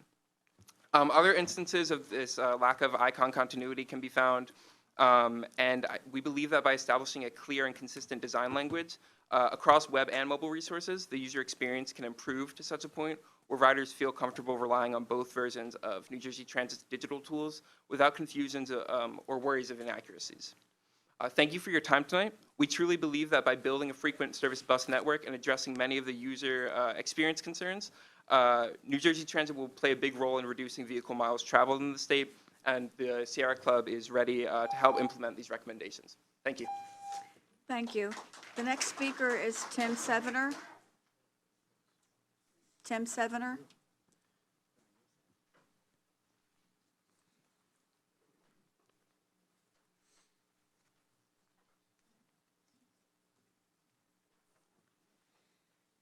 Hello, welcome new board members. Good to see getting there to be a full board anyway, instead of 3 people. I'm Tim Sevener from the Transit Village of Mount Tabor, representing the New Jersey Association of Rail Passengers and the Coalition of Environmental Groups proposing solar renewable plus energy storage instead of the proposed new 24/7 100 megawatt natural gas plant in the Meadowlands to power the New Jersey Transit grid. As I have told the New Jersey Transit Board, rail electrification and now the revolutionary potential of solar renewable rail is the most important way to transition transportation greenhouse emissions to clean, renewable electric power. Europe and the rest of the world is now beginning to is achieving major reductions in greenhouse emissions by expanding electric rail and now beginning to power it with renewable electric power. The Dutch achieved 100% renewable electric rail in 2018. Austria now has 100% renewably powered electric rail. India is not only making major progress in electrifying all its huge rail system, but has just announced 1.2 gigawatts of solar and wind to be used to power its train. Germany, just in the last week or so, announced a 42 megawatt solar farm to provide rail traction power in eastern Germany. By spending public money on expanding public transit instead of subsidizing private electric cars, Denmark has achieved a 42% reduction in CO2 emissions. We need to do the same in New Jersey. Invest public money in green public transit. We would really like to thank New Jersey Transit for meeting with us again January 28th about the potential to power the NJ Transit grid with solar, wind, plus energy storage instead of fracked natural gas. In that meeting, New Jersey Transit admitted that our argument for the feasibility of solar renewable electricity was leading them to allow alternative renewable energy bids to the 2014, long ago in solar technology terms, proposal for a 100 megawatt natural gas plant with only 4 megawatts of solar. That assessment was based on our analysis of the following solar acreage potential, which I've given you all. First off, 115 acres of the Copper's Coke, 100 megawatt natural gas plant can provide 40 megawatts of solar plus energy storage. Second, we have identified 137 acres of potential solar acreage capable of producing 40 megawatts from potential solar acreage on the Morris Line from Hoboken to Maplewood, the proposed scope of the New Jersey Transit grid. Third, we have identified 189 acres of potential solar acreage capable of producing 75 megawatts in the Northeast Corridor from New York Penn to the Jersey Avenue Rail Yard. Note this is all, so this already totals 155 megawatts versus 100 megawatts for the natural gas plant only in New Jersey Railroad properties. This does not include potential solar panels on catenaries, above the tracks, or on transit-oriented development. There is also potential, which is possible, for major tidal power estimated at 145 megawatts by a just released engineering study. Now that is preliminary, but it shows what's possible if we look for it. We are glad that NJ Transit's engineering staff has finally begun taking seriously our proposal for solar renewable power for the NJ Transit grid. And we look forward to working with them to help come up with a solar renewable solution, perhaps supplemented by minimal on-demand natural gas as an ultimate backup. But we have to ask the question, if we can power the NJ Transit grid with 75% or more renewable energy, why would we waste $546 million on a 24/7 dirty fracked gas power plant? Who is going to buy this electricity, as even BlackRock has announced an end to support for fossil fuels? More and more companies, myself, probably many of you, are buying only green energy. This will be a colossal waste of money, while solar renewable rail around the world is the future. Thank you. And we would be the first, the president of this, we could be the first in the USA with solar rail.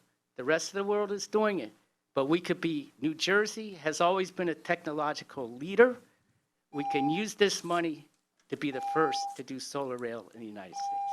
Thank you. Thank you. The next speaker is Joseph Clift.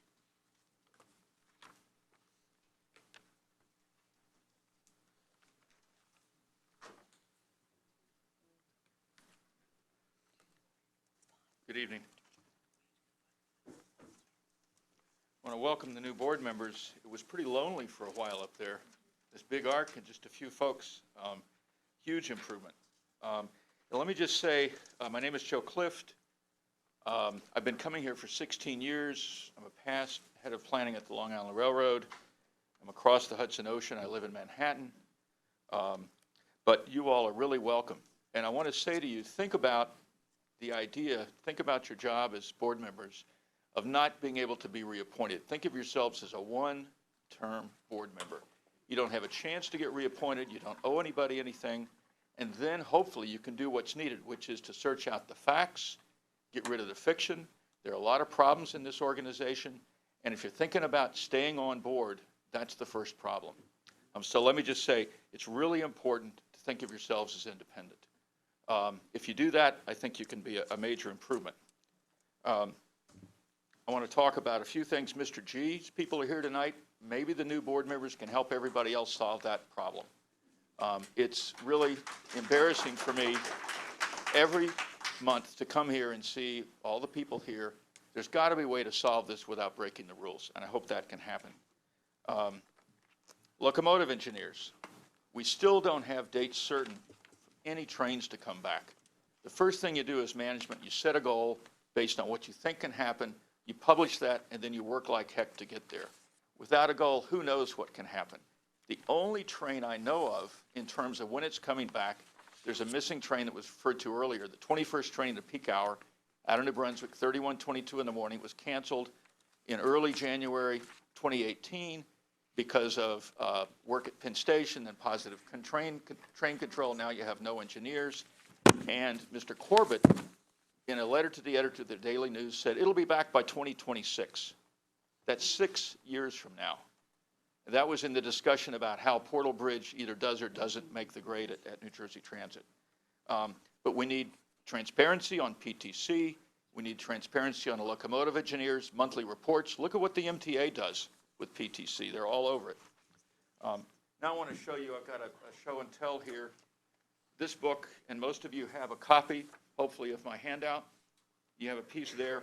This is a children's book that was published in France. It's written in English, and they talk about, of all things, cable racking. I've copied the little corner here, but you'll see there are cables being put up on the wall. There are no bench walls. The current plan for the Hudson tunnels to repair them is to wait 10 years until you build new tunnels and then fix the old tunnels. Cable racking is being used in the Canarsie tunnels for great success. This should be done. The MTA is asking Amtrak to look at this in the East River tunnels. New Jersey Transit should be pressing Amtrak to do this in the Hudson tunnels. The damage you had on Monday and today from delayed trains is infrastructure. You don't need new tunnels to fix that. You need to get this fixed. Weekends, evenings, it'll work. So I commend you this report. In fact, Governor Cuomo has talked about it. So that's the first page of my handout. You can see right here the cable racking. Second page of my handout is a rather firm statement from the editorial board of the Daily News that Portal Bridge should not have gotten a pass from the feds. That's because New Jersey Transit has been filing false information for the last 4 years. They used to file information that said we're still using 2015 data even though trains were changing. They got caught at that. So when they resubmitted this October, they submitted one less train than actually exists. And on the second page of the handout, you can see here, you see the red lines. 2 of those are trains that were converted from single level to multi-level in 2017. One was put back to single level. But with that, if you go on to the back of the page, you'll see right here, it says the project, if they had submitted correct information in 2017 data instead of 2015 data, they would have flunked. They would have been pushed out of the program. The fact is that Portal Bridge does not increase capacity. It's a 2-track bridge replacing a 2-track bridge. The capacity gain comes from buying new equipment. It will be delivered, the last of it, 2023. All the arrows will be gone. So I urge you to get into this. You board members are independent, and I hope you make great success. Thank you. Thank you. The next speaker is Steve Thorpe.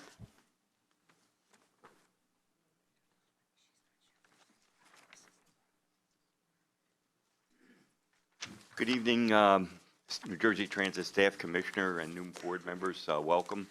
It's nice to see new faces up there. I had the luck of, and I didn't think it was luck at the time, but I had the luck of being drafted into the U.S. military during the Vietnam War. And one of the things that that was said over and over in basic training in fighting in the military was the true test is written in steel and blood. So while I congratulate the new board members, my measure of all of the board members is going to be how independent you are.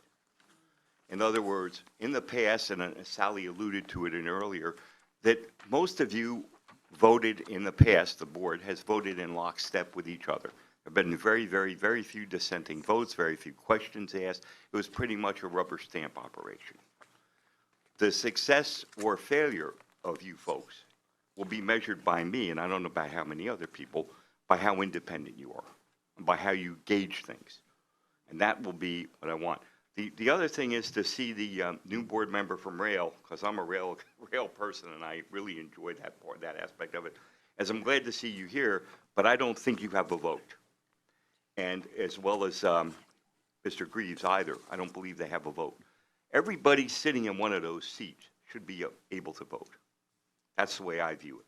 Whether you're representing a union or whether you're representing anything, you have a voice. Mr. Rasmussen, Mr. Greaves see things, and there are people hear things that the average person isn't privy to. They have a lot more insight than a lot of you will have, and yet they don't have a vote. So that's disturbing to me. All right, on to the meat and potatoes. New police recruits. Chief Cursillo, congratulations. I was going to get up there and say, you know, we need more, because the police department has been extremely helpful to me and my wife, who are elderly people, and we greatly value what this police department does for the riders. A lot of it goes on behind the scenes that the riders don't see, but I've been the direct beneficiary of many of the good things that those folks have done. And I'm very happy to see you got 16. I'd like to see you get 32. You know, we can only keep hoping. The other thing is I have a question about agenda item that you're going to be voting on tonight.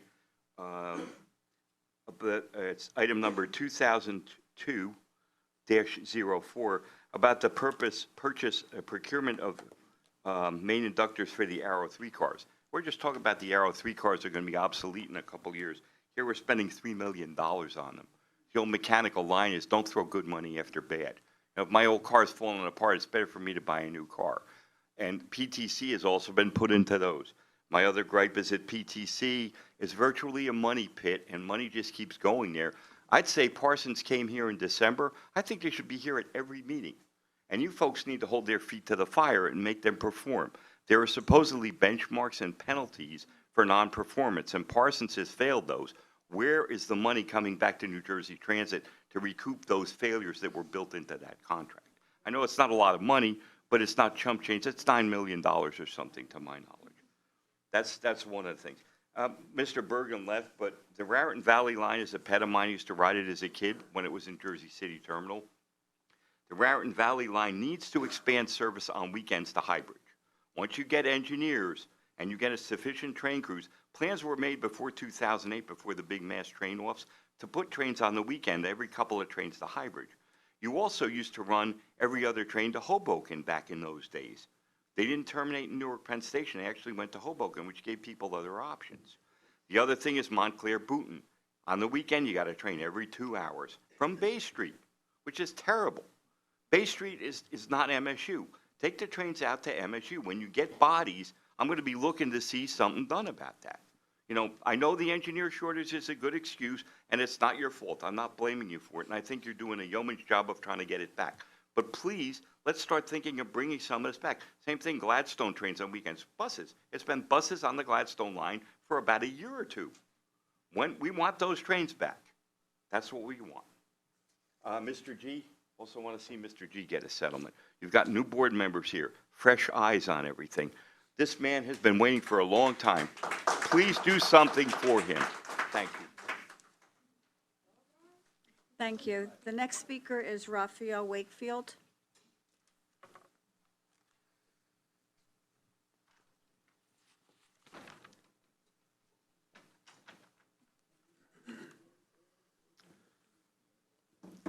Hello, board.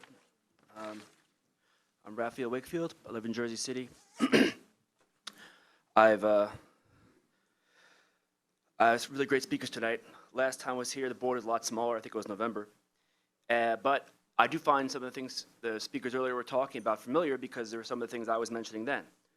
Specifically, the concerns that Blaustein School researchers had, the lack of attention to details in New Jersey Transit trains, the useless internal electronic displays in trains displaying the words NJ Transit at all times instead of direction or next stop or anything like that, the lack of bus maps, the excessive number of urban bus stops, etc. And I agree with Sally Gellert of the Lackawanna Coalition. The failure to fix these things has something to do with the fact that nobody on the board relies on the company. I also want to expand a bit on her objection to the Gateway project. The first priority of this agency should be mobility, not badgering the president or building a memorial to a deceased New York senator. One way to improve mobility would be planning through running trains to New York stations on a regular basis, not just football game days. It is out of the scope of this agency, I grant you, but it doesn't make much sense to me that the Port Authority currently has a monopoly on the express bus lane in the Lincoln Tunnel, which is infrequently used, and yet this company is totally dependent on for almost all of its many of its New York runs. And yet, the plan for Gateway would involve the Port Authority yet again. They're not a good actor. It's not. The point is to move more buses. If hypothetically one of the tunnels were to fail immediately, the obvious solution would be to commandeer more bus lanes. I realize again that's outside the scope of this board. Just feel like that has not been part of the political discussion. Another thing to consider is the necessity of electrifying more trains. I filed an open request regarding the mean distance between failure for electric versus diesel trains because this information is not publicly displayed on the website. I am, however, pleased to report that your OPRA staff's prompt response, they responded promptly. It turns out that your electric locomotives have a mean distance between failure of about 20,000 miles for the last several years, greater than both old and newer diesel locomotives by between 60 to 80% over the last 5 years, that is, annually, even as the electric locomotives have about twice the miles put on them per month. Why then are you still keeping train routes, I'm thinking here of the North Jersey coastline in particular, which are only partly electrified and require transfers and idling diesel locomotives that must be staffed while running with crews racking up hours and costs and buying new diesel locomotives as well. The low-hanging fruit of New Jersey Transit's rail network is expanding electrification and buying modern, European standard, fast-accelerating light EMUs, electric multiple units, like the Arrow 3s but newer. I'm aware you're doing that with the multi-level cars, and that's great that's great as far as the existing multi-level fleet, but that should be the standard for any new purchases. It doesn't make any sense to buy any more diesel locomotives any more than it makes sense to have a combined cycle natural gas plant in the Meadowlands. Both amount to the same thing. It's not sustainable. It will have to be scrapped in the foreseeable future. It's a bad investment with sunk costs that will have to be written off. That's my point. Thank you very much for your time. Thank you. The next speaker is Paula Rogovin.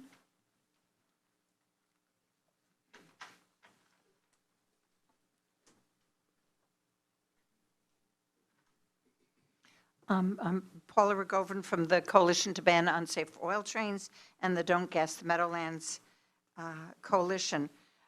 It's Valentine's Week.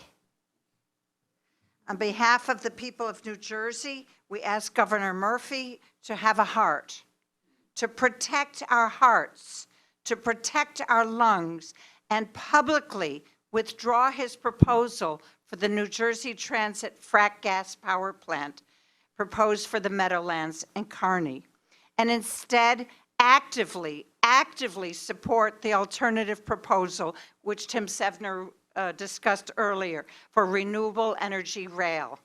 What's wrong with the New Jersey Transit frack gas power plant? This proposed power plant is so yesterday. Let me talk briefly about the impact of frack gas on people and the environment where it's fracked. Frack gas poisons groundwater near wells by pumping a mix of hundreds of chemicals and water in order to extract the gas. Frack gas produces toxic air and toxic water pollution. The wastewater brings up radioactive elements, increasing its toxicity. Fracking operations leak methane, a powerful and toxic greenhouse gas, into the atmosphere. Fracking utilizes enormous amounts of fresh water. Fracking can cause earthquakes. People living in fracking zones have lost the use of groundwater, making their property worthless and having impacts on their health. We need Governor Murphy to have a heart. and show us he cares about the people who live in areas where New Jersey Transit Power Plant would get that so-called natural gas. What else is wrong with the power plant? The proposed New Jersey Transit Power Plant would be in a flood zone. The power plant pollution would particularly impact surrounding environmental justice communities in Newark and Kearney and so on, which Governor Murphy pledged in an executive order to protect. The power plant would be right next to the CXX trains, which carry volatile back and crude oil, tar sands oil, ethanol, and one such train, one similar train, derailed and exploded in Saskatchewan just last December. These trains explode and near a power plant that has fuel and sparks and so on. It puts us in tremendous, great danger. What pollutants would come from the power plant? Heavy metals such as lead and mercury from the pipes. Smog, ground level ozone would be produced at very high levels, causing people with lung and asthma and other lung problems to be in serious, serious condition. It's very, very dangerous, since this area already has an F rating by the American Lung Association for ground level ozone. So adding any kind of pollution, ozone pollution, would cause death. I've been at the meetings, fortunately, I've been at the meetings with New Jersey Transit officials where we've been discussing our alternative proposal for solar and renewable energy rail with battery storage. The last meeting we had in January was particularly exciting as New Jersey Transit officials seem to be taking this alternative proposal seriously. However, students and many other activists who oppose the power plant need the assurance from you, board members, and from Governor Murphy that the proposal for the fossil fuel New Jersey Transit Power Plant will be withdrawn, and that you will actively support the use of $409 million from the Sandy Resilience Grant for renewable energy rail. Using renewable energy sources, solar, wind, water, along with battery storage for rail is clean, less expensive, and good for our hearts and our lungs. And it will be good for jobs, too. On this Valentine's week, we call on you and we call on the governor to protect our hearts, help us breathe clean air. We need transit, New Jersey Transit, to go renewable and to do this and serve as an example for the whole country. And I brought these, which I'm going to pass out to you. I'm a former school teacher. And the big one's for the governor, if you can get it to him. And I'm giving it to you so that you will keep this in your mind. We don't want to delay. We want clean air.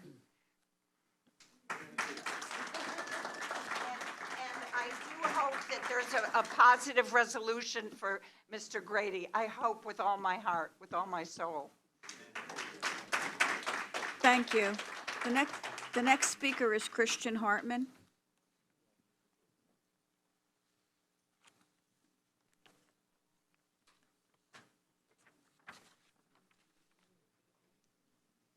Good evening, everybody. Thank you, Madam Chairperson, and it's great to see an almost full board, so welcome, everyone. Thanks for taking the time tonight. We appreciate it. My name is Christian Hartman. I'm the Vice President of the New Jersey Alliance for Action. For the record, the Alliance's nonpartisan mission is to improve New Jersey's economy through the promotion of capital construction and responsible infrastructure investment, and we include thousands of members of New Jersey's corporate, private, professional, labor, academic, and government sectors. For over 40 years, the Alliance has focused exclusively on promoting responsible infrastructure investment in New Jersey and the region, and that includes transportation, transit, water and wastewater, sand on the beaches, and clean energy. Now, the Alliance for Action has testified in the past in support of the NJ Transit Tracks and Grid Power System, and we would like to go on record with that support once again. We have submitted more detailed comments for the record that you guys are welcome to read, so I'm going to try to keep this brief. I'm also here today not only as a representative of the thousands of Alliance for Action members, but also as a resident of the area and a New Jersey Transit user as well. The transit system is vulnerable to power outages in the commercial power system, which are occurring more frequently due to our existing power distribution system and the existing intensity and frequency of severe weather events. Everyone in this room was affected by Superstorm Sandy. The memories of that destruction, I know, are very fresh to all of us. The storm in particular caused widespread and prolonged power outages across New Jersey, and the rail service was affected for weeks. People in emergency services cannot get where they needed to go. The impact on the economy in many ways is immeasurable. This program will create a microgrid, and that's one of the first of its kind in this country, providing highly reliable electric power to support service in one of the busiest segments of New Jersey's transit service territory, placing another layer of resiliency and redundancy into this system. It will protect it when the commercial grid faces a power outage, and it will also help as ridership continues to grow, especially if we get the Gateway Tunnel. As a resident of the area, I'm happy that this is going to transform the brownest of brownfields that has been sitting vacant for 40 years. It would include a variety of technologies, including solar, along with wetlands restoration. Important to the local economy, the project is going to provide 200 construction jobs and around 30 permanent jobs, and it's a net zero carbon project that syncs with the governor's energy master plan. So the Alliance for Action supports the Transit Grid Traction Power System. We urge its approval. I'm a resident of the area, and I also support the approval of the project. I want to thank you for the opportunity. The Alliance for Action stands ready to assist in any way that we can and forward the conversation, and I do look forward to working with every one of you. Thank you very much. Thank you. Next, we have two speakers on behalf of Russell Grady. The first speaker is Errol Kerr.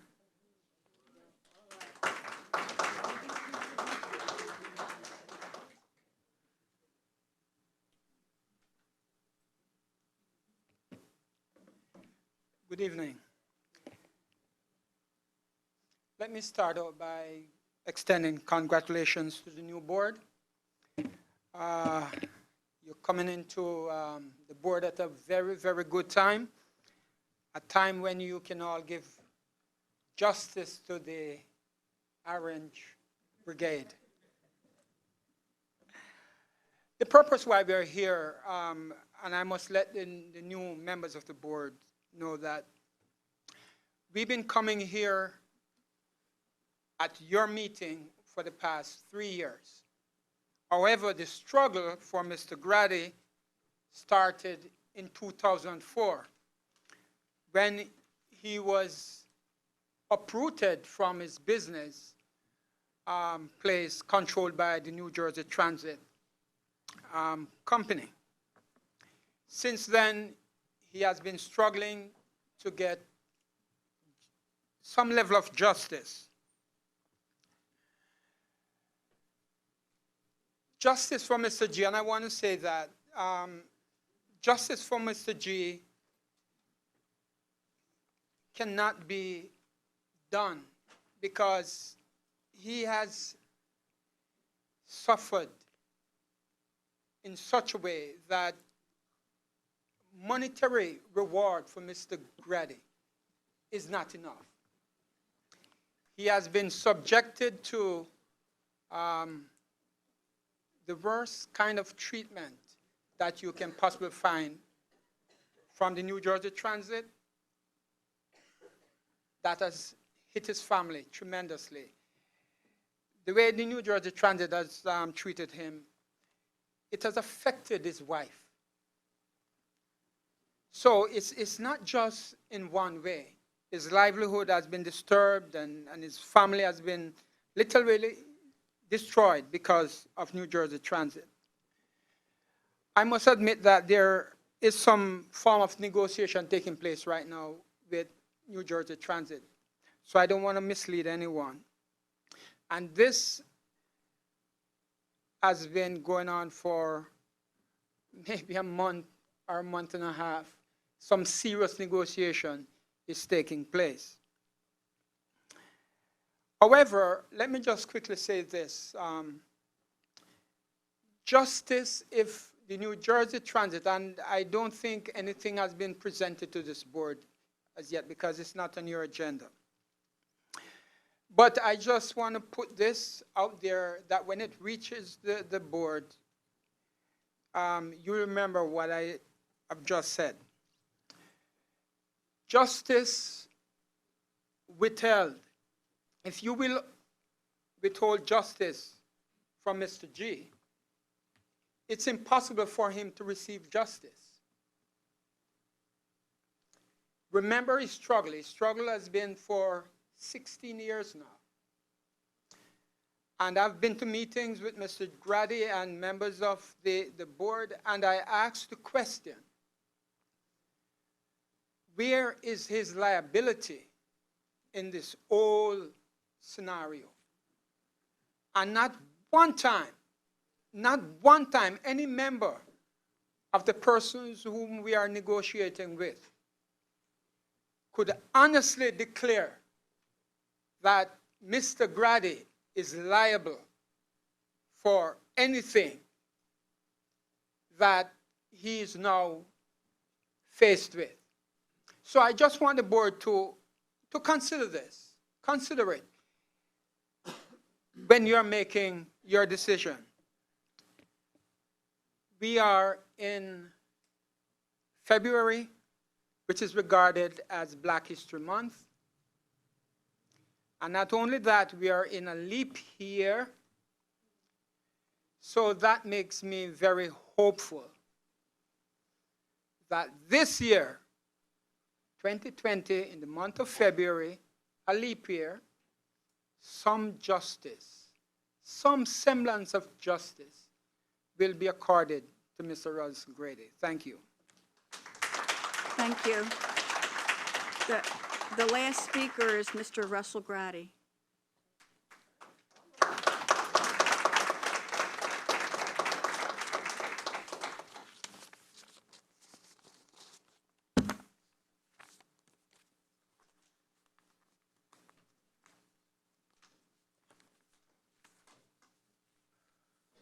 the board, I want to welcome all the new board members. It is really great to see you sitting there. I wish you could have been there a bit earlier. I want to thank Senator Weinberg for her support, Lackawanna Coalition and their group. We are beginning our 4th year here, and we have picked up quite a support group. I'm not going to go back and try to reiterate. I'm sure someone has brought the new board members sort of up to date in terms of what the past has been and where we are now. And I don't want to bore you with a lot of facts, details, because they should have done that already. And I know we are in serious negotiations, and hopefully it'll be over soon. I backed off what I had asked for to settle this case, tremendously back off, to try to make it most acceptable to New Jersey Transit. Hopefully, and I had told my people, hopefully, that we would have been on the agenda for tonight, but I guess we missed it. I guess we missed it. When I told them that we weren't going to be on tonight, that we should be on soon, they said to me, yes, that was said to us in June, and we're still coming back. Let me just stop for a minute, since it is Black History Month, and thank all these people, all the people in these orange shirts that's been coming down here for the last 3 years. We started in 2016. It's 2020 now.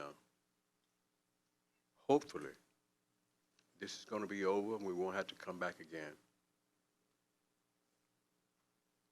I have some unhappy campers out there tonight. We had a pretty long speaking list, and I pulled their names. Folks, I think we are at a point in this dispute that it should be solved, so I didn't want to bore you with a lot of long speeches if, in fact, we're about to the end of this thing. I want to appreciate all of you, particularly the old ones that has been here. And we've been here with these orange shirts. We wasn't going to give up. We ain't going to give up. But I hope it's over now. I want to say this to you because I'm just kind of a guy. I have no hard feeling, no ill will.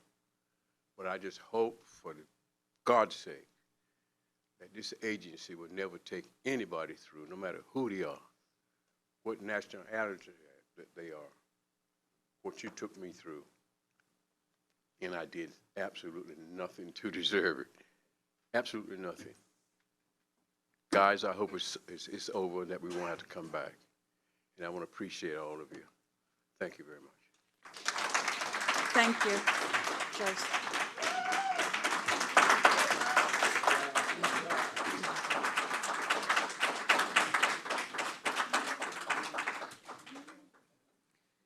Mr. Grady, I want to assure you that based on your conversations with Mr. Edwards over the past several weeks, your item will be on the agenda in March. It's not a maybe, we've resolved your issues.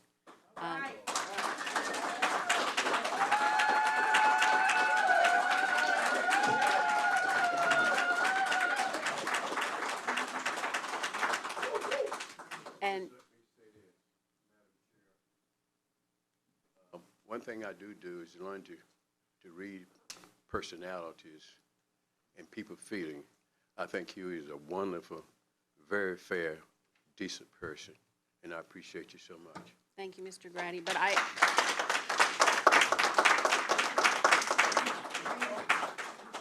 I just want you to understand that it's not an if anymore, okay? And so Mr. Snow will work this next couple of weeks to get all the documentation ready so that we can bring this to the board in March. The board will be fully briefed, and I expect that they'll come to the same conclusions that I did. But government does run slow, doesn't it? Yep. We're like a battleship, sir. And certainly, we appreciate both your persistence and your patience in trying to get this to a resolve.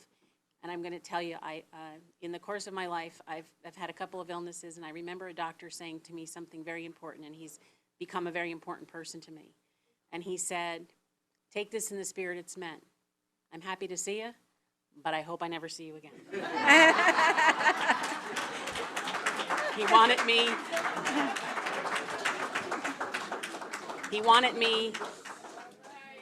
me to be healthy, and Mr. Grady, we want you to be happy. Okay? Thank you. There are no further speakers.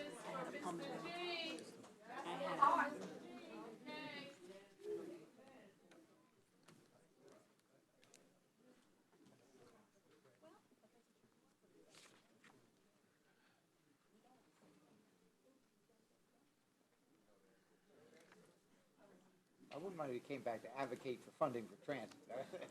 Let's just be clear. So long as it doesn't have anything to do with my health, I'm happy to do that. We can get it following, get fund for transit. Yeah. Okay. Next are the board committee reports. Okay. Regroup our brains, right? At this time, Board Member Caulfield will present the Operations and Customer Service Report. The Operations and Customer Service Committee received an update on trends, analysis, and actions for rail, bus, light rail, and access link. The committee also received an update on the cost of service. That concludes my report. At this time, Board Member Ajmani will present the Administration Committee report. The Administration Committee received a financial update. This included an update on ridership and revenue, cost of service, key performance indicators, major balance sheet items, attrition and hires, and real estate and economic development highlights. Thank you. I'll present the Capital Planning, Policy, and Privatization Committee report. Agreement with Public Service Electric and Gas Company for utility services, including inspection and condition assessment of certain New Jersey Transit substations, was discussed, as well as the following: community mobility and local programs purchase of 32 light transit-style vehicles with lift, long slip fill and rail enhancement, contract amendment for Phase 2 design services, purchase of main inductors for the Arrow 3 electric multiple unit vehicles, professional services contract to conduct a best practices quinennial study of the New Jersey Transit financial management and budget reporting practices, adoption of new rules. There's 4 of those on the agenda, but those, as I believe Kevin said earlier, have been withdrawn and will be addressed next month in order for us to continue coordination with some of our outside partners. That concludes my report. Yes, sir.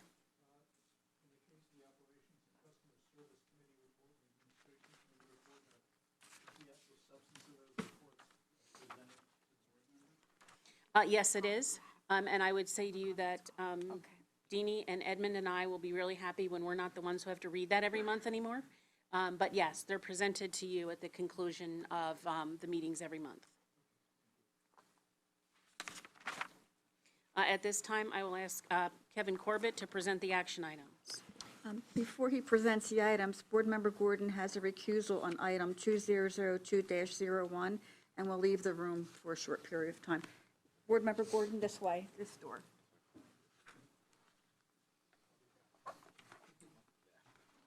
Famous last words. Exit stage right.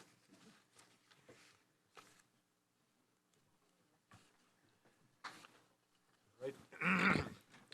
Joyce, we were good. I'd now like to introduce Eric DeLeo, Senior Vice President, Capital Programs, to present Board Item 2002-01 relating to PSE&G condition assessment. All right. Thank you, President Corbett. We are recommending approval of item 2002-01, NJ Transit Capital Program, agreement with Public Service Electric and Gas Company for utility services, including inspection and condition assessment of certain New Jersey Transit substations. PSE&G is currently designing and constructing and will own and operate the new resilient Mason and Building 9 substations pursuant to an agreement that this board previously approved. Authorization is requested to enter and to negotiate and enter into an agreement with PSE&G for a new pilot program to provide utility services, including condition assessment services of certain New Jersey Transit substations at a cost not to exceed $7 million and subject to the availability of funds. Substations are high voltage electric system facilities. They're used to switch generators, equipment, and circuits, and to change voltage levels. They're utilized 24 hours a day, 7 days a week to support our operations. They operate and provide traction power to the rail system and to each bus and rail terminal. We ask for your approval of item 2002-01. May I have a second? Second. Is there any discussion amongst the board? Hearing none, Board Secretary, please take roll. Roll call vote. Board Member Adams? Yes. Board Member Caulfield? Yes. Board Member Doshi? Yes. Board Member Fulton? Yes. Board Member Marocco? Chair Gutierrez Cacchetti? Yes. Motion carried. I will return Board Member Gordon.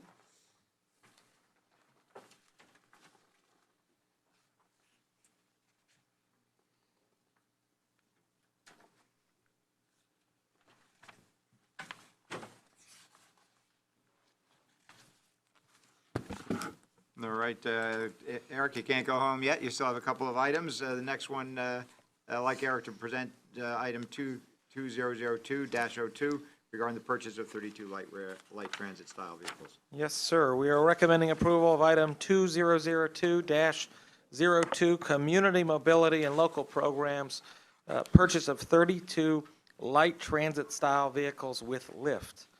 The Community Mobility and Local Programs bus purchase will provide light transit-style buses to subrecipients for transportation for senior citizens, people with disabilities, and the general public in New Jersey. An authorization is here requested to enter into a contract with Rohr Enterprises Incorporated, doing business as Rohr Bus Sales, for the purchase of 32 24-passenger light transit-style vehicles in an amount not to exceed $4,383,200 $247 plus 5% for contingencies, for a total authorization of $4,602,409.35, as always, subject to the availability of funds. NJ Transit purchases these vehicles on behalf of subrecipients awarded vehicles in pass-through Federal Transit Administration programs, including the Federal Transit Administration Section 5310 Enhanced Mobility of Seniors and Individuals with Disabilities program. That's a yearly competitive program, and the Congestion Mitigation and Air Quality, awarded by the Metropolitan Planning Organizations, or MPOs, in their local initiatives program. The vehicles are used in services designed to meet the needs of senior citizens and peoples with disabilities, and for community transportation shuttles for the general public. We ask for your approval of item 2002-02. May I have a motion to approve? So moved. May I have a second? Second. Any discussion amongst the board? Joyce, please take roll call. Roll call vote. Board Member Adams? Yes. Board Member Caulfield? Yes. Board Member Doshi? Yes. Board Member Fulton? Yes. Board Member Marocco? Yes. Chair Gutierrez Cachetti? Yes. Motion carried.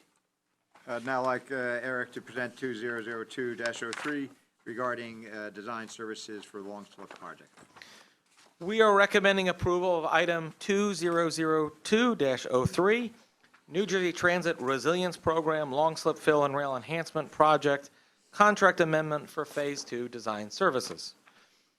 Phase 2 of the Long Slip Fill and Rail Enhancement Project is currently addressing the railroad engineering design of new railroad improvements, 2-track interlockings, 6-yard tracks, catenary power, bridge and viaduct structures to connect the existing rail infrastructure to new passenger platforms in the Long Slip station, and other improvements. This includes structural fill to rail tracks above the base flood elevation with retaining walls above existing grade levels. An authorization is requested here to amend contract number 16-006 with AECOM USA Incorporated to provide additional design services of Phase 2 of the Long Slip Fill and Rail Enhancement Project plans at a cost not to exceed $4 million, and increase the overall contract amount from $8,424,520 to a total cost of $12,424,520. The project includes Grove Street Bridge modification, extension of traction power, remote terminal unit and signal communication bungalow upgrades, completion of the design of the Long Slip Station and passenger rail personnel facility, and installation of 2 pedestal pits at Long Slip. We ask for your approval of item 2002-03. May I have a motion to approve? So moved. May I have a second? Second. Is there any discussion on the matter? Madam Chairperson, I do fully support this item. As I mentioned in our briefing, I do have a concern when we have an engineering contract and we increase it by almost 50%. I also have a concern that small to medium-sized design and engineering firms would never have an opportunity for a project like this because they would not have qualified for the original contract. Like I said, I do support it and I plan to vote yes, but I think we need to take this into consideration, as I had mentioned to Eric, for future changes like this to maybe include some of the smaller to medium-sized engineering firms.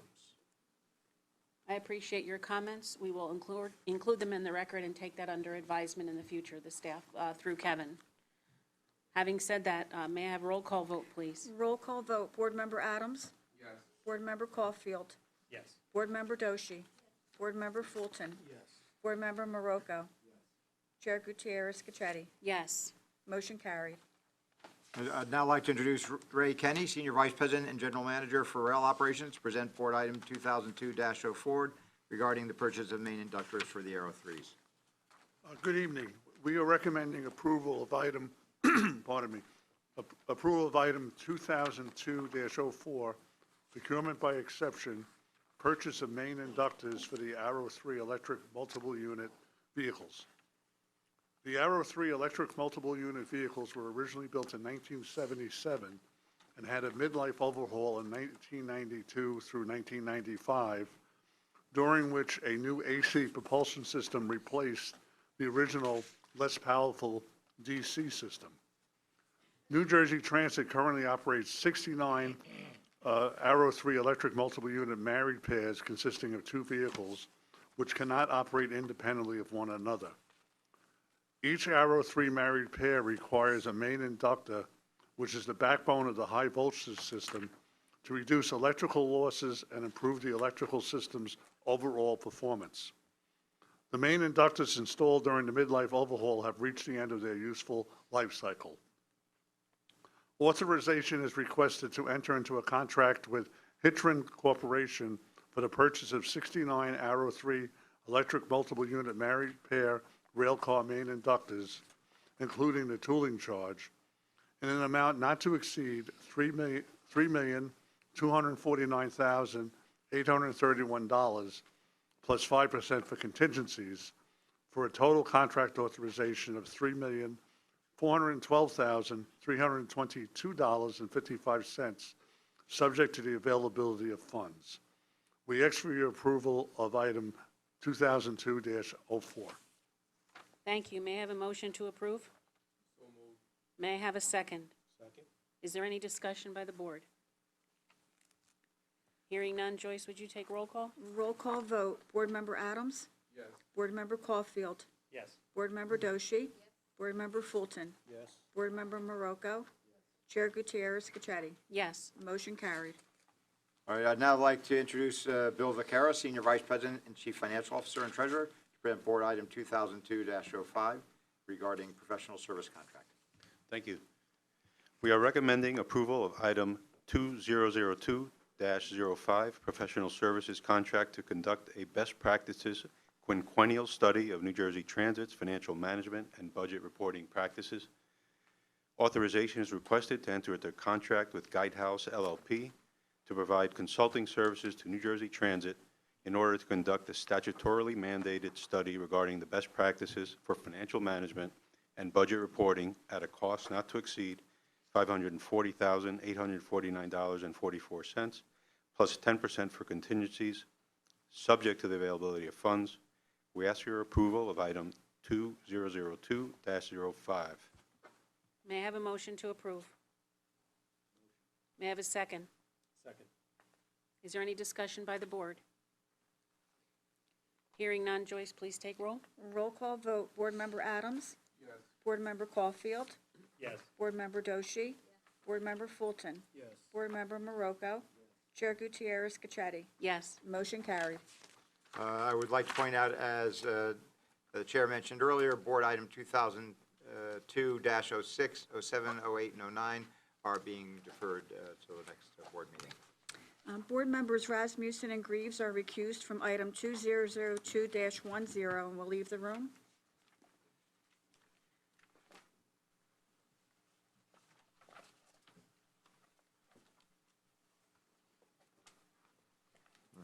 All right, I'd now like Bill to introduce item 2002-10 regarding a personal injury claim of Raphael Robinson. Thank you. We are recommending approval of item 2002-10, personal injury claim of Raphael Robinson.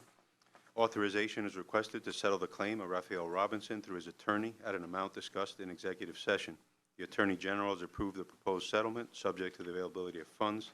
We ask for your approval of item 2002-10. May I have a motion to approve? So moved. May I have a second? Second. Is there any discussion amongst the board? Hearing none, Joyce, please take roll call. Roll call vote. Board Member Adams? Yes. Board Member Caulfield? Yes. Board Member Doshi? Board Member Fulton? Yes. Board Member Marocco? Chair Gutierrez-Cachetti? Yes. Motion carried.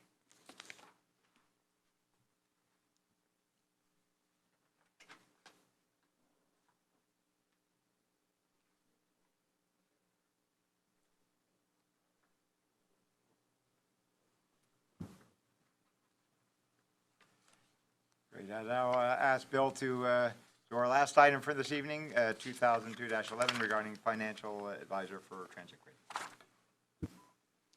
Thank you.